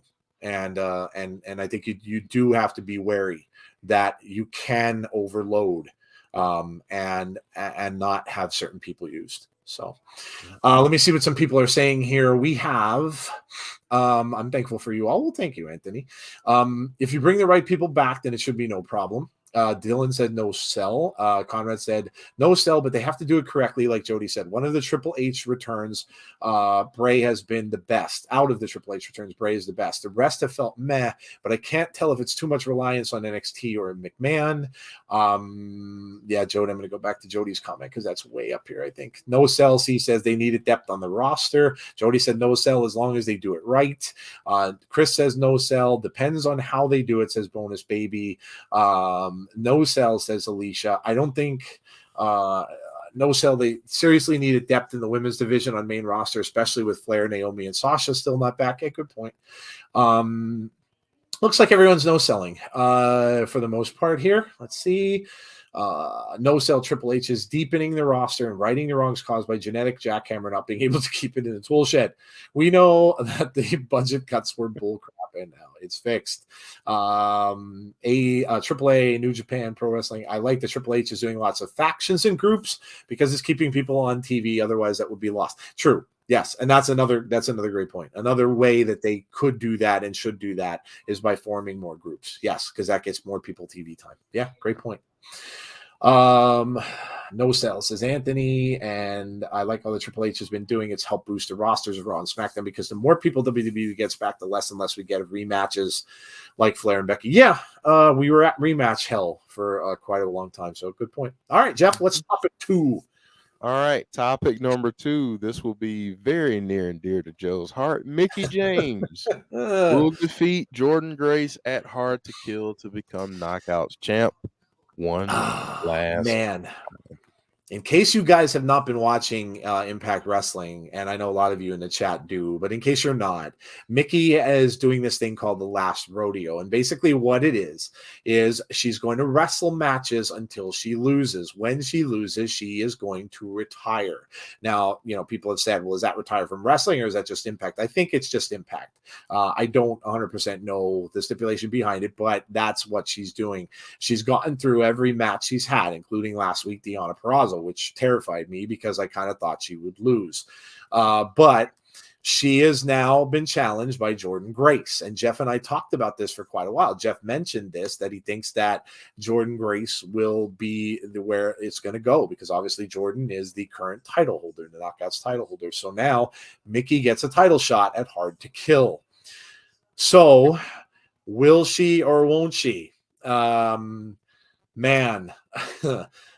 this is a tough one. I honestly don't know. It really, there's so many factors that play into this outside of the wrestling business because we all know what her situation is the situation going on with her husband, with Nick Aldis. Does Nick want to wrestle? Is Nick being made an offer by WWE perhaps maybe to go there? And if that's the case, does Mickie want to go with him to WWE? Or, is there other things going on that would cause her to lose?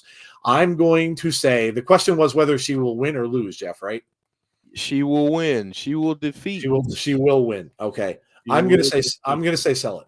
I'm going to sell it. You're going to sell it. Okay. I'm going to sell it. I'm going to say I had to think about this for a while to think exactly about where she's going to go. You kind of convinced me because you were talking about a way how they could do it. At first, I kind of thought, no, you know what? She's going to lose. She's going to put Jordynne Grace over. But you know what? Now I'm kind of thinking that maybe she's got another person in mind. Not that Jordynne, isn't awesome. She is. She's held the title for a good amount of time now. But I think maybe she's using this as a springboard for another knockout that's in Impact. I don't exactly know who. We could name a bunch. Jeff was talking about Tasha Steelz. It could be, somebody like a newcomer like a Masha Slamovich or a Killer Kelly. How about Giselle Shaw? Giselle had an amazing match with Mickie James. So I think that there's a reason she's doing this. And I think it's going to be to give that someone who beats her and wins the title that ability to say, I won my title from Mickie James and I retired Mickie James. That is huge for a person's career. Huge. And I nothing against Jordynne. I just don't know that she needs it because Jordynne's over. And I don't necessarily think that she needs that little extra push. Would it help her? Sure. But I don't necessarily think she does. So I do think she will win. And then I think she will end up losing to whoever this person is at Slammiversary. So that's how I think it's going to go. So what about you, man? Just because I want my prediction to be right, I'm going to sell it. Okay.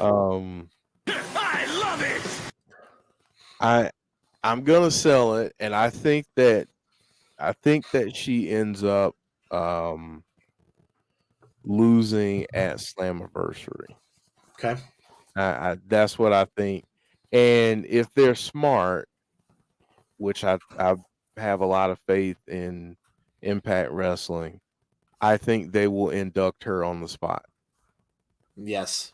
And I think after that, I think her and Nick might be going to WWE. That possibly. I mean, it may even happen at Hard to Kill. Who knows? But I think they have to immediately put her in the Hall of Fame. I just think they have to. Yep. Yeah. Great point. And I certainly could see that. C says he sent us a DM. Let's see what it is. I'm waiting for it to pop up on my tablet. Christmas presents for the Usos sorted. Shop assistant said these might be a wee advanced. I'd be happy if they can open the boxes and not choke. He has a picture of Sheamus on Twitter. He's got a Lego Back to the Future car and a Jurassic Park Lego set also. That's pretty funny. That's good stuff. Sheamus is awesome. All right, let's see what everybody's saying. I say no sell. She'll lose to be in time for the Royal Rumble. I could be wrong. Okay, yeah. I mean, if she did lose and she wanted to enter the Rumble, that would be certainly a way she could do that. Anthony says no sell. Mark says no sell. Marvin says no sell. Brandon says yes. Christopher says no sell. Conrad says tough. No sell. Mickey James takes the Impact Wrestling Knockouts title in the WWE Royal Rumble again, winning the Rumble. Wow, winning it. Okay. Wow. No sell. That'd be something. I think when she is done in Impact, she'll head back to WWE, maybe since Triple H respects Mickey. After IPWF Throwback 3, I really need to hear a Smoky Muffler song to the tune of Hardcore. Smoky Muffler. Oh God, that was so good. I think Mickey will lose before Hard to Kill, but will be told she has to fulfill her contract for the match against Grace. She'll win and instantly retire. Mickey probably will not want to go to WWE, seeing that they weren't all in for her Hardcore Country gimmick, which is so over in TNA. Sell, I hope she wins the title and retires as champ. No sell, but it's close. I think she comes back to WWE at Royal Rumble and is added to the Hall of Fame class with Regal, Mike Rotunda, Demolition, and possibly Vince McMahon or Triple H. Do you think Mickey and Nick Aldis will be WWE bound? See Wrestling wants to know. I can certainly see it because of the fact that, for the whole Hall of Fame thing. And Nick, I don't think is anywhere near done wrestling. I think Nick Aldis is a great wrestler. And so, yeah, I can certainly see them going back. Jeff, what do you think? Yeah, I think so. I think they do something with him. I don't know that he's, main event, but maybe he's US title or something along those lines, IC title maybe. So I could see them doing something with him. Yeah, absolutely. James says, I do. Jesse says, I'm here, but I can't hear you all yet because my Bluetooth headphones are still on and I didn't realize it. So they are in one room while with me and my phone number are in another. That was a long explanation. No sell, same as what Tazzy said. Then Nick can come to WWE. Jesse wrote that and could easily have not wrote it and got her headphones. I was kind of thinking the same thing. I just didn't want to be rude. So, yes, I agree. Jody says sell. Rumble. Royal Rumble. Okay. All right. All right, Jeff. Topic 3. Topic number 3. Let me scroll down here. All right, we talked about it a little bit, but WWE having The Rock win the Royal Rumble to set up the WrestleMania program with Roman Reigns is good for business. Sell or no sell, Joe? Oh, man. Having The Rock win the Rumble. I want this to be. See, I'm one of the people that want it to be Cody. because I just love the storyline. I love what he did with Seth, and I love how that built him up to be this ultimate babyface with the wrestling with that injury and everything like that. I'm not going to say that I would never say that I think The Rock is bad for business. That would be silly. But do I think the question was, do I think him winning the Rumble is? Yes. I don't necessarily think he should win the Rumble. I don't. I don't think it's ever bad for business, but I don't think The Rock should win the Rumble to get that. And listen, I don't think he should need it, because you'd have to do that and have to win that to be able to challenge for a title. I don't think we need to have The Rock coming out to say that he wants to challenge for the title. The Rock has already come out publicly and said he wants to wrestle one more match. He wants to wrestle Roman, right? But he did also say that he's putting Roman over. Came out and said it. So why would he get involved, and why would he want a title match? It just doesn't make sense. The only way you could work around that is to say that he doesn't want the title, but he wants the title of Tribal Chief. That's the only way you could work around that, where he would come out and do a play on words and say, I'm challenging you for your title, but not the gold. I'm challenging you for the title of Tribal Chief. I don't want the gold. That's the only way they could work around that. So I'm saying, that's how I'm looking at it. I don't think he should win the Rumble. I love The Rock, always have, and to see him come back would be absolutely amazing, and it'd be huge for business. But I don't think he should win the Rumble. What do you think, Jeff? Only because I really, really want Cody Rhodes to win. I don't think I can sell it. I have to no sell it. I think that I don't think we need belts involved. I don't think we need that. So I think there's a way to do this without going for the belts. When does he lose them? Does he lose them on night 2 or night 1? We shall see. But I don't want to see him win the Rumble. I just want to see him show up and make this about family and not. I want it to be as close to like family business as opposed to wrestling business, if that makes any sense. Yes. Yep. Absolutely does. Jody says sell Rumble. Barry says just struggle to believe WWE would want Nick Aldis unless maybe it's for NXT Europe. Mark says not the way he impacted it with EY, but how do you see Impact sending Mickey James off? Going back to the Mickey James stuff. DJ B Tazzy says sell.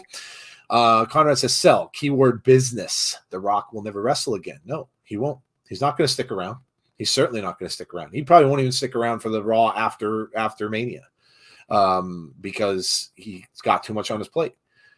Sell it would be good for business, but doubt it'll happen. The Rock, I'm not all in. He's 50-something. Plus, he did get injured when he fought Cena at WrestleMania. He has movies, too, so no sell. It's good for business, but The Rock doesn't need to win the Rumble. So for me, yep, no sell. They can easily just have him show up and have a standoff with Roman and point at the Mania sign. Then, boom, you got the feud. Cody, in my opinion, should win. No sell because you can get Rock versus Roman another way. Cody should win the Rumble. No sell. I really, really, really want Cody to win the Rumble and go on to beat Roman at Mania, says Jody. The Rock is Hall of Fame bound, of course. The way they booked Reigns, you have no other choice at this point. I don't know. I do want to see The Rock come back at the Rumble, but I'm going to no sell it when it comes to winning a Rumble. Dan's selling it. The Rock is an icon, and like Goldberg won't pull creative bullcrap. WrestleMania is in LA. The Rock main eventing the LA WrestleMania is an absolute layup. WWE, Hollywood, and The Rock, says Brandon. If he's The Rock, if he's too busy focusing on XFL and Hollywood offers him more movies or roles or projects, Deanna says no sell. I'm nervous. The Rock could get injured again. I want to see Sami Zayn win the Rumble. He deserves it. Sammy. Okay, that would throw a wrench in things. The third one is with the one we're doing right now. Do you want The Rock to no sell or no sell? You want The Rock to win the Rumble and challenge Roman Reigns? Let's see. Rock takes head of the table. Rock at Cody or The Rock at 29 and Cody at 30. If The Rock wins, how do you both or do both Rock and Cody for Mania? Roman won't wrestle both nights. He could. I mean, he could. So Solo is a spy for The Rock. That could be. That could be. All right. That is on sell or no sell segment. So good stuff. Thank you for participating. Yeah. Really appreciate that. Good stuff. You guys are all in on that. Awesome. Love to see it. All right. What have we got next, Jeff? All right. So we've got what to watch for. And we've got something coming up next weekend that will be on Tazzy's channel. Yes. We have got NXT Deadline. So, yes, make sure you swing on over to Tazzy's channel for this one. The NXT pay-per-view. This is the last pay-per-view of the year for wrestling. For the wrestling that we watch. AEW, I think, has the winter's coming thing, but that's part of their regular shows, not a separate pay-per-view. So yeah, this for all intents and purposes is the last one. And they're getting some good stuff ready for this. It looks like it's going to have a great card. I've been watching NXT on and off. I don't get to see it every single week, but I've been watching some of the stuff that they do have going for this. And of course, that very unique match that Impact fans should kind of understand what it is, because it's very, very similar to Queen of the Mountain with what they're going to do with the penalty box and things like that. So very unique matches that you're going to see there. And it's going to be ways to position people for maybe like a next in line type of thing. So obviously make sure you go over and join Tazzy for that. Thoughts about that, Jeff? Yeah, I'm liking the direction that I'm seeing. Excuse me, from NXT. I think it's cool seeing an Impact match over there. It'll be cool to see how they do it. So yeah, I'm looking forward to it, and go check it out on Tazzy's channel next week. Absolutely. Impact Wrestling has a winter show 2 this month. Yeah, they're recording that. I think that's just going to be it's not a pay-per-view, I don't believe. It's just going to be a regular it's going to be on regular show, I think what they're doing. NXT is a slow grind to get better. All right, man. What do we got next? All right. So up next, and this will be fun because I know Joe's going to love this one. I know where we're going. We're going to book a wrestler, and this week is especially it's going to be a gift for those who watch Impact with us. Yes. Look who's up for book a wrestler. Joe Hendry from Edinburgh, Scotland, the UK. I believe in Joe Hendry from Impact, and you guys all know that I absolutely believe whenever this guy comes on, it is fantastic. This is going to be a hard one to do because I honestly don't know that I'd book him any way differently than they are doing right now. What this dude is doing is absolutely hilarious. Absolutely hilarious. He shows up the other day with Moose, of all people. You guys know Moose. He shows up with Moose, right? Comes out and challenges Moose. And I mean, number one, who's got the guts to challenge Moose? And number two, Moose just barrels over him and just thinks he got rid of him. Next thing you know, he does that little pop-up thing behind him, which I absolutely love. And he takes Moose out. You're going to get a feud between Joe Hendry and Moose. And who would have thought? I think this guy is just absolutely killing it. He gets the crowd into it. Everybody's doing the wave thing, including me. And everybody's singing the song. I think that this dude is fantastic. And I don't know that I could book him any different. I really don't. I don't know that I could book him any differently than he already has been. It's really amazing, and I think he's just getting started. And the fact that he's going to have Moose, in a program with him, is Moose going to put him over? We'll see. We'll see. Hard to believe that Moose would do that, but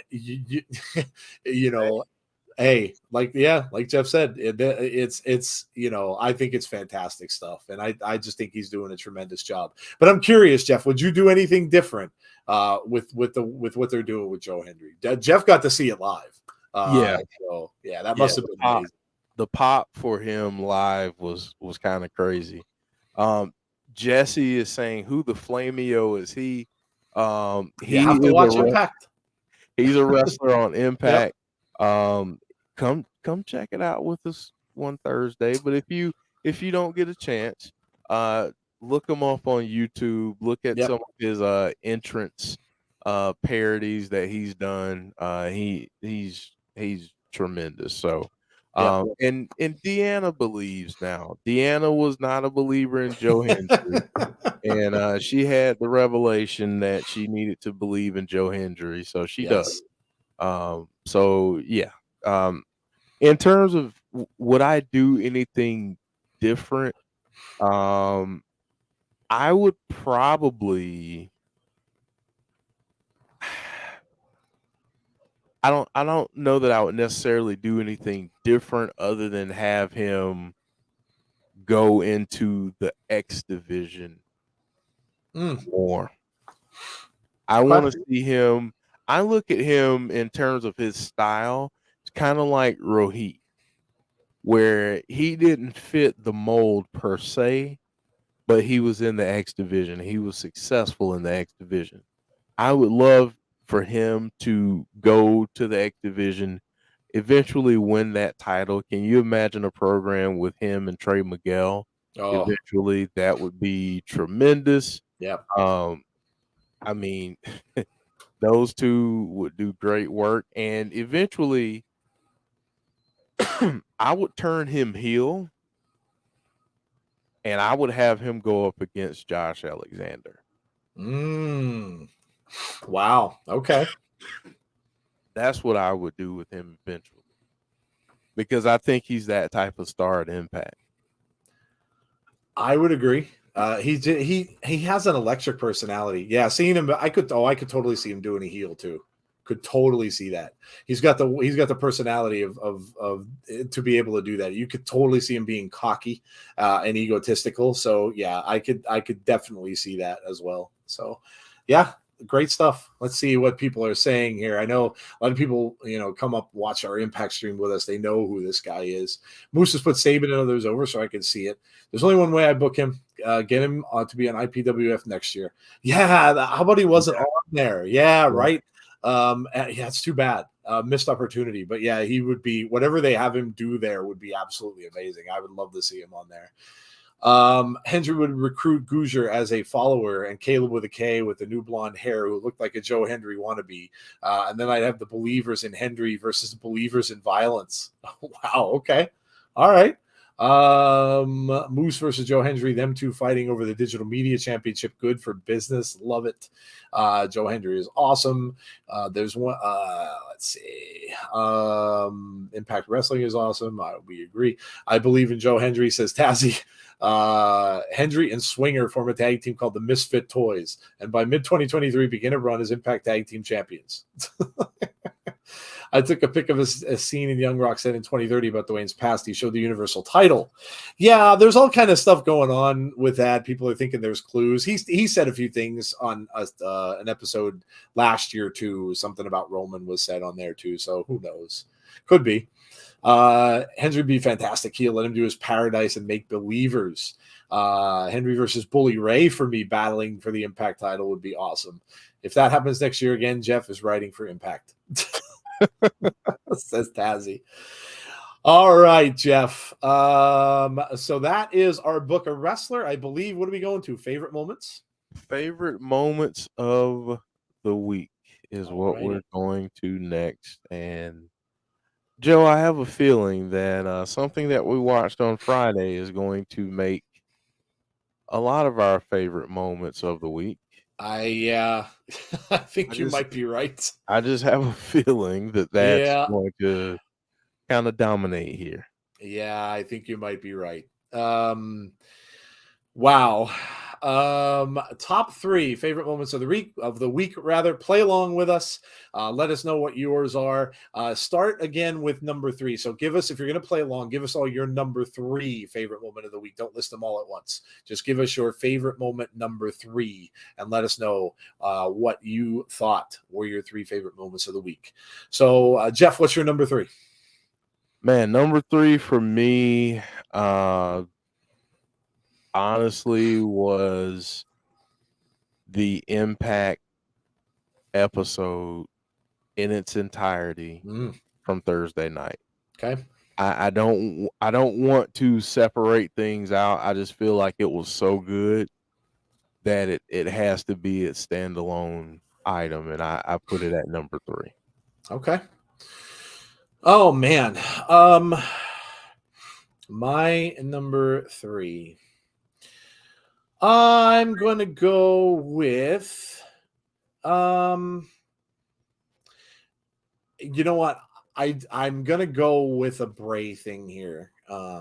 And it's not be really because of it being anything different. I just really love how the even though he's not wrestling, I love how this one stood out for me because that backstage persona of Bray is just flat out nasty, Mhm. flat out nasty. No one wants to cross that dude. No one.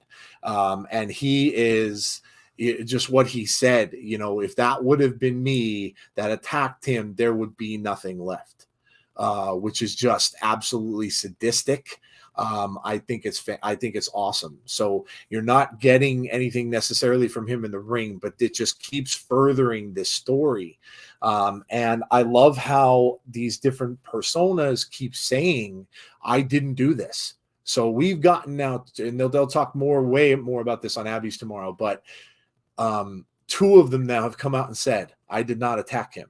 I did not attack him." Well, who did?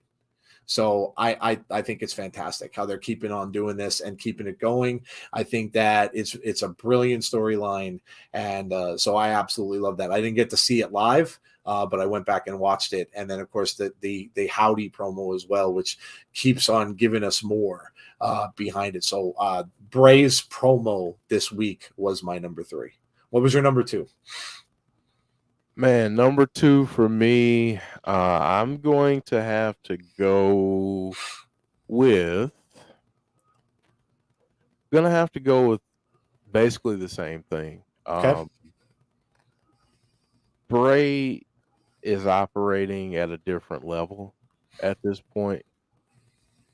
And I get, we'll talk about this a little bit more tomorrow. And I get people saying, well, I want to see him in the ring. I want to see him, wrestle and do all these things. I just think the story that he's telling right now it transcends all of that. So my advice would just be to let it play out and see where we go, because once we get to the payoff, I feel like it's going to be well worth it. Yep. So yeah, that for me was number 2. I just felt like um what he does week in and week out is just tremendous, and it's storytelling at its finest in a way that we really haven't seen. Yep. Yep. Absolutely. Absolutely. And join those guys tomorrow for more on that at Abby's. So, my number two, Bully Ray. Both things we got from him, where we got the aftermath of the pay-per-view, which not much of us saw. That was for the audience only, but you got to see it on Twitter. Impact shared it on their Twitter, how he came running out and busted Bully's trophy, and things like that. I mean, Scott D'Amore was Scott was hot. And the thing is, he could have really taken a beating too. Bully Ray, he's lucky Bully Ray didn't just come over and just pile drive him on the floor with what he did. And Scott was feisty. We were talking about that. Scott was very, very feisty. Came out during the Impact show as well. So, but what Bully's doing, you can criticize and say, well, it's more of the same. They're bringing in veterans, blah, blah, blah. We've seen this before. But what Bully's doing, I think, is necessary for Impact right now. And he is just an amazing heel, and he's showing you why. Just tremendous stuff. And he had everybody fooled. Everybody fooled. And everybody was warning them, don't trust him. Don't trust him. And yet people wanted to give him the benefit of the doubt. And then Scott, in essence, hired him. So Scott caused this all because he brought him in. So I love it. I think Bully's doing just a fantastic job.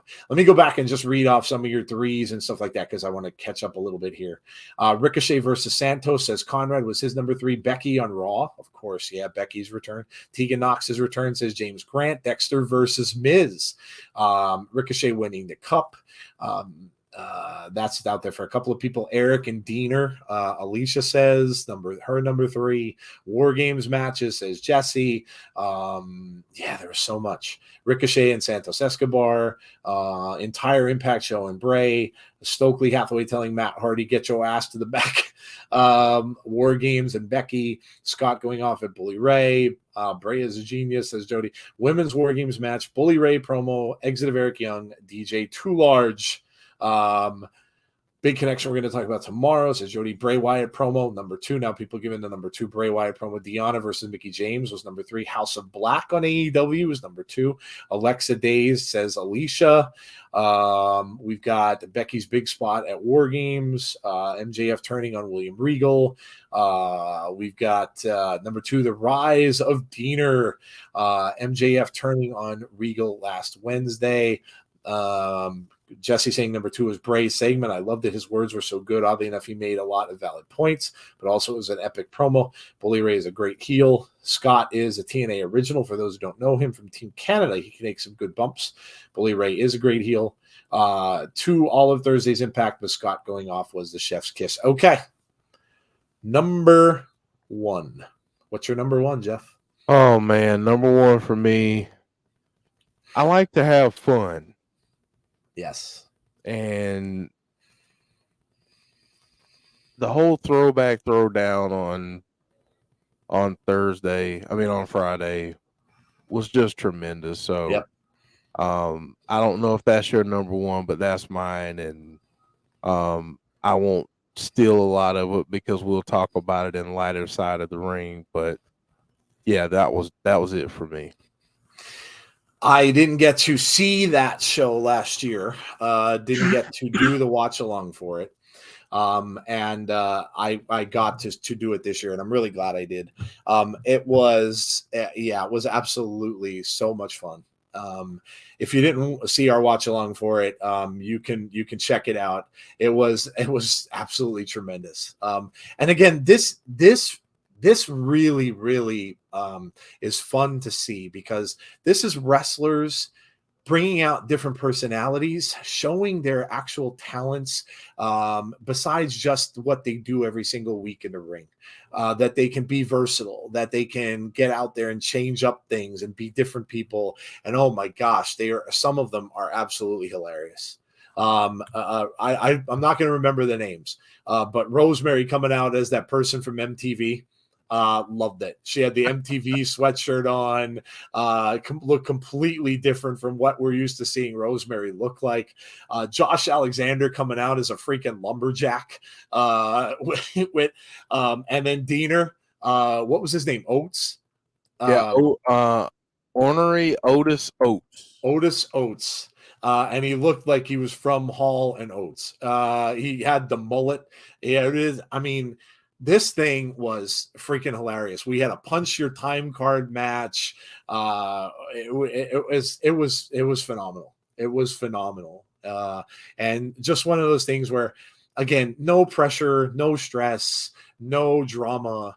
It's just for fun. It's just watching and things like that. They take me back to when I was a kid because that's what I watched when WWF back in the day was all filled with things like that. Huge, larger than life characters.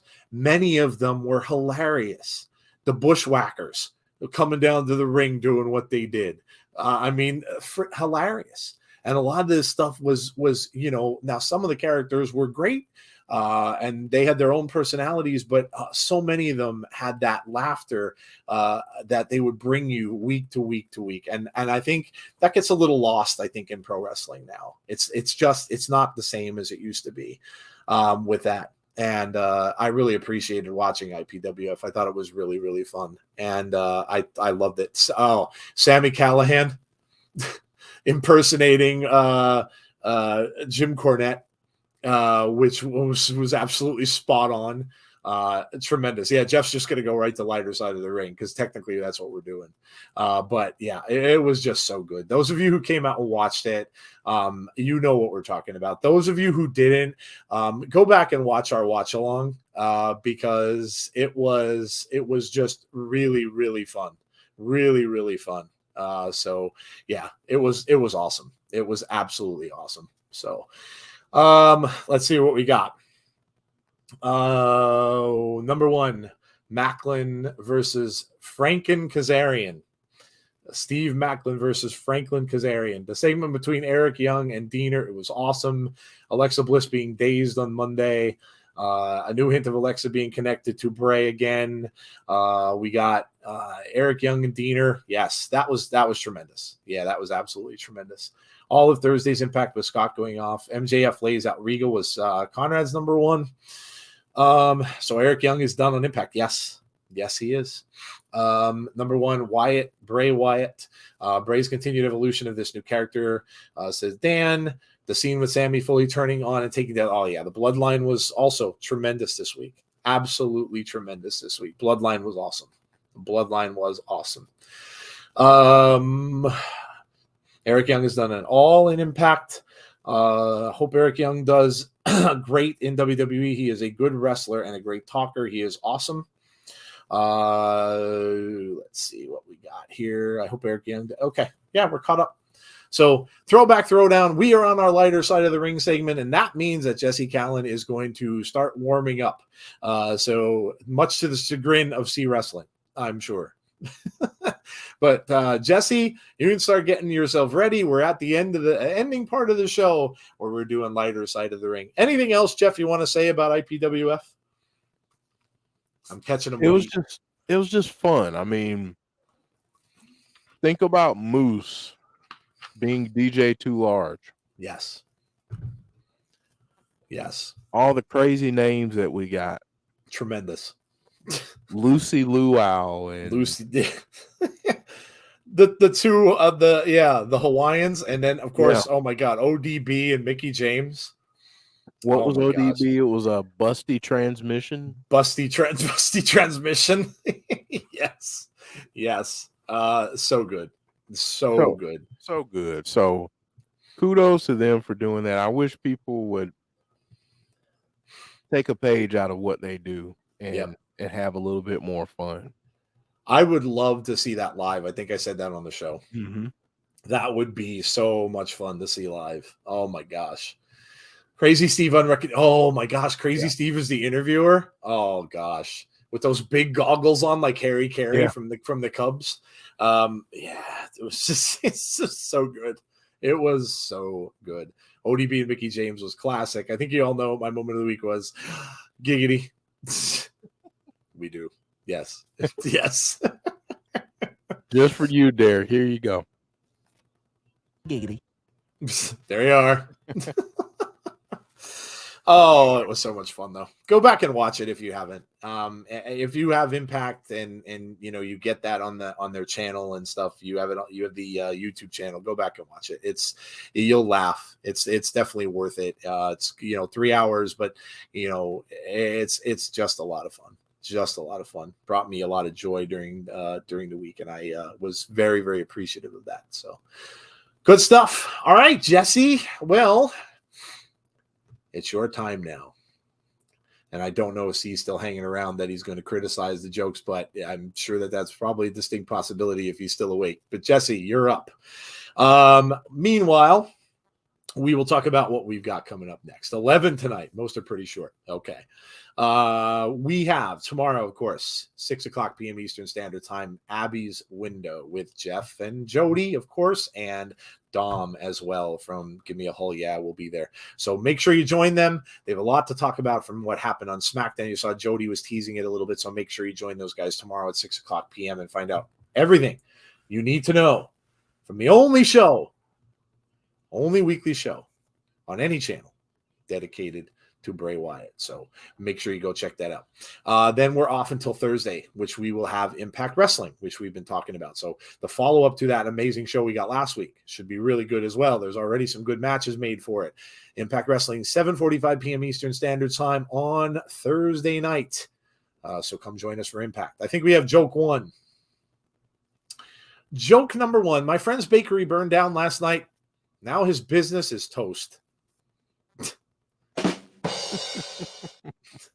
Good start. And then Friday night, we will be back for SmackDown. So we had the double thing last week because, of course, Impact had IPWF on Friday. This week, nothing, just SmackDown. So join us for SmackDown Friday night. That will be at 7:30 p.m. Eastern. I'm sorry, 7:45 p.m. Eastern Standard Time for SmackDown. So join us for that, and we'll see what we get from the Usos, what we get from Bray Wyatt, and where does everything go from there. So join us for SmackDown watch along on Thursday. And then Friday, Saturday, we will be off for the weekend next week. So no Sunday show next weekend. So we will skip one, and then we'll be back. Also, keep your eye out for the votes for our TIGS Awards. I will get that out probably within the next couple days. So make sure that you are aware of that. That will be out there very shortly. Number 2, the rotation of Earth really makes my day.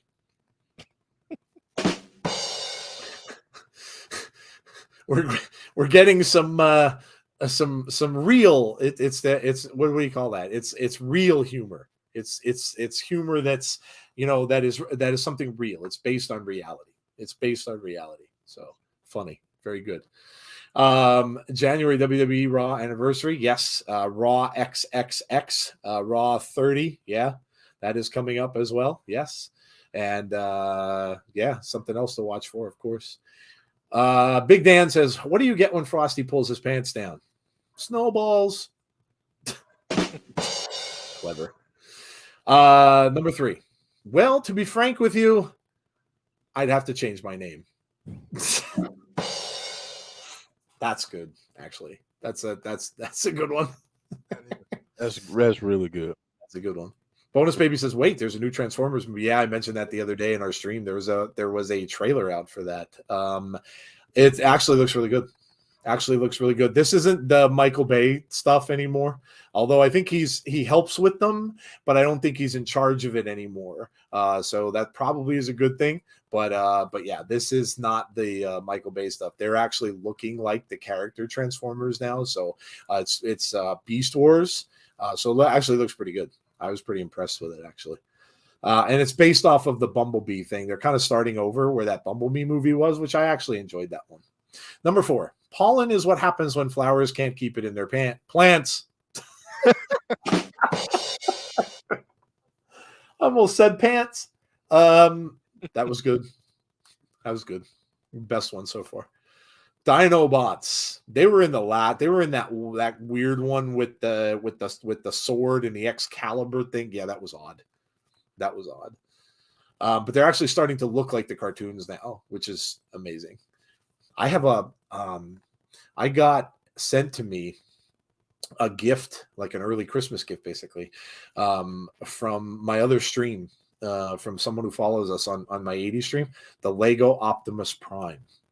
It's 200 and it was over $200, and I was like, wow. It builds into Optimus himself, and it also transforms. so you can take it and turn it from the robot into a truck. I've yet to even Oh, attempt wow. to build it. The box is huge.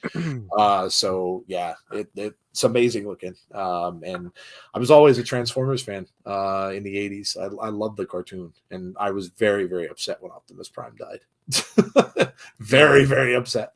I was really shocked they did it. So that they killed him off. Huge character. Number 5. If you don't pay your exorcist, do you get repossessed?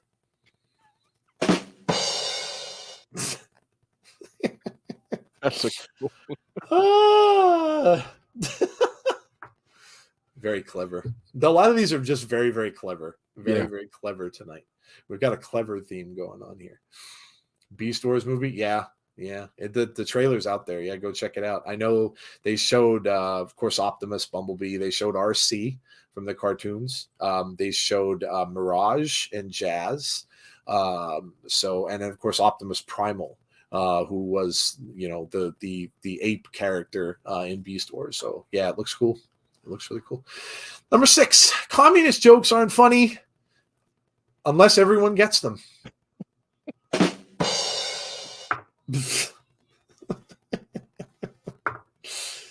Oh, Another smart joke. another one. Yeah, they're all very clever and intellectual. This is like an intellectual joke theme this week. Yeah, I love it. I love it. Trying to think if there's anything else. So that, yeah, remember to vote for the awards when I get them out there. I'll put them out on all forms of social media. Also, remember the membership streams are going to be starting up soon. We're going to do an Abby's related one. We're going to do a classic watch along related one. So they'll be the two that we're going to be doing monthly.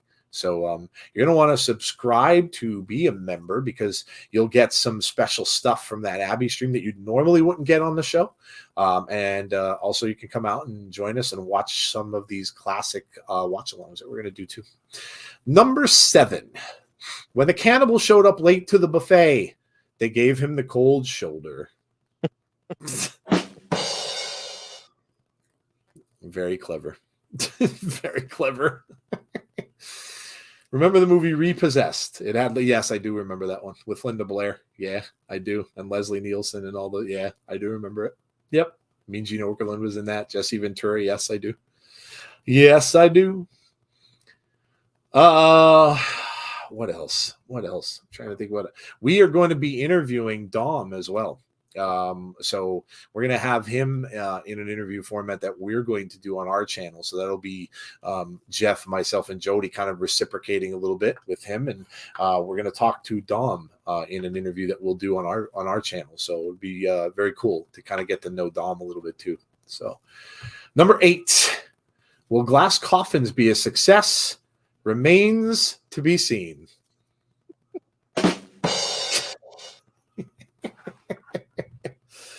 Oh my gosh. These are good.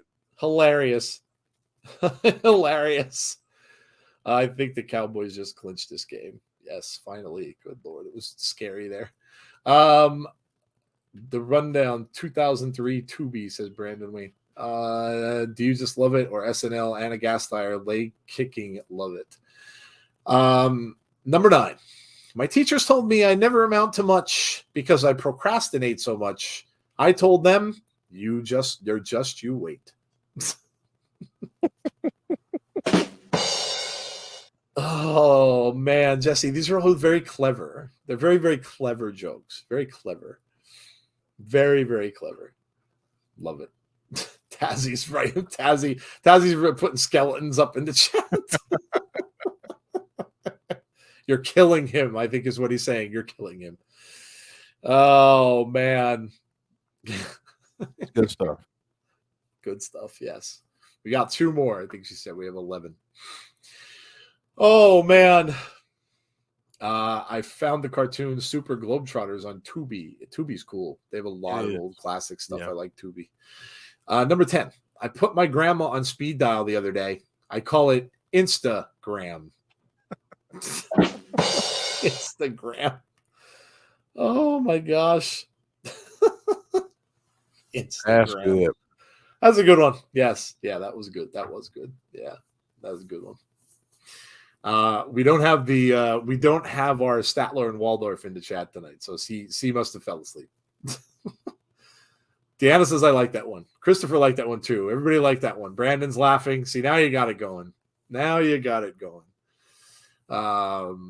Marvin liked that one. See, that was it. That might have been your best one, Jesse. You're getting all the laughs from that one. Mm-hmm. That might have been the best one. Oh my gosh, so funny. We got what? We got one more. One more. The grand finale coming up. The grand finale.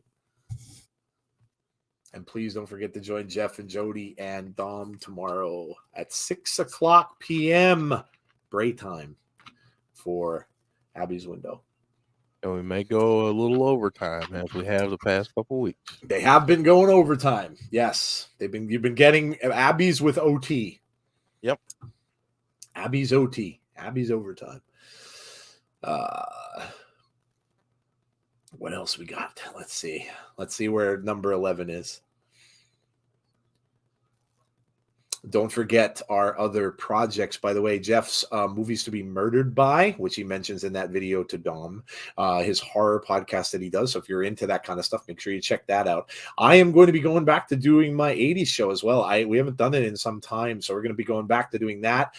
Also, I have to share this with you guys because, of course, you are all part of my community family here. I am getting another one of my dreams come true. This is one of them. I'm getting another one, and I got an opportunity to be in a music video. I am going to be in a video for a synthwave band. His name is Scott. His band is called Elevate the Sky. He asked me to send him a clip.